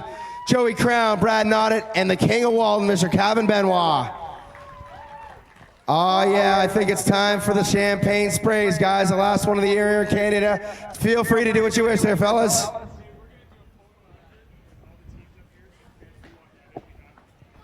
This is for TSN as well. Oh yeah, oh, that one went out there. Big shots, getting the kids.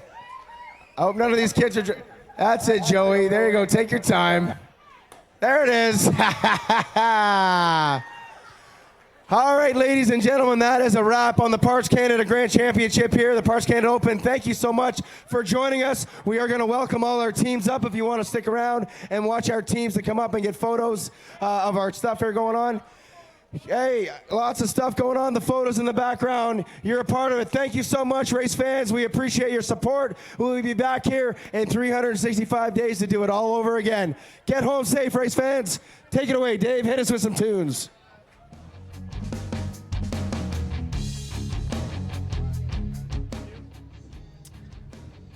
Back live, friends. Thanks for tuning in. What has been a absolutely spectacular event-filled week here at the 25th annual Parts Canada Walton TransCan. Champions were crowned yesterday at the amateur level, and today's $30,000 Pro Super Final going to Kevin Benoit, your top step hitter. Congratulations to KTM Canada, Parts Canada, Thor rider Kevin Benoit. Brad Noddet on the GDR Honda, solid work, second place for him. On that Honda 450, Brad rode the 250F all summer. He climbed on that big bike and got the job done and did his GDR connections proud. Joey Crown, MX2 Kawasaki rider, third place honor. Sean Moffenbauer on the Redemption Racing bike was fourth. Dylan Wright fifth. Davey Fraser, Kyle Keast, Chandler Lindsay, Kyle Swanson, and Jess Pettis rounding out your top 10. Big thanks to the Lee family, everybody involved in this Parts Canada Walton TransCan. Parts Canada, KTM, Alpenstars, Thor, Yamaha, Honda, Dunlop Tires, Wiseco, Pro X, Scott, Sunstar, EBC Brakes, Shelbourne Fuels, many, many more people putting on this great top shelf event. 25th annual, now history. Thanks for tuning in, friends. From the broadcast center here in the middle infield section, I'm Brent Worrell. It's been an honor. Until next year, we'll do it again.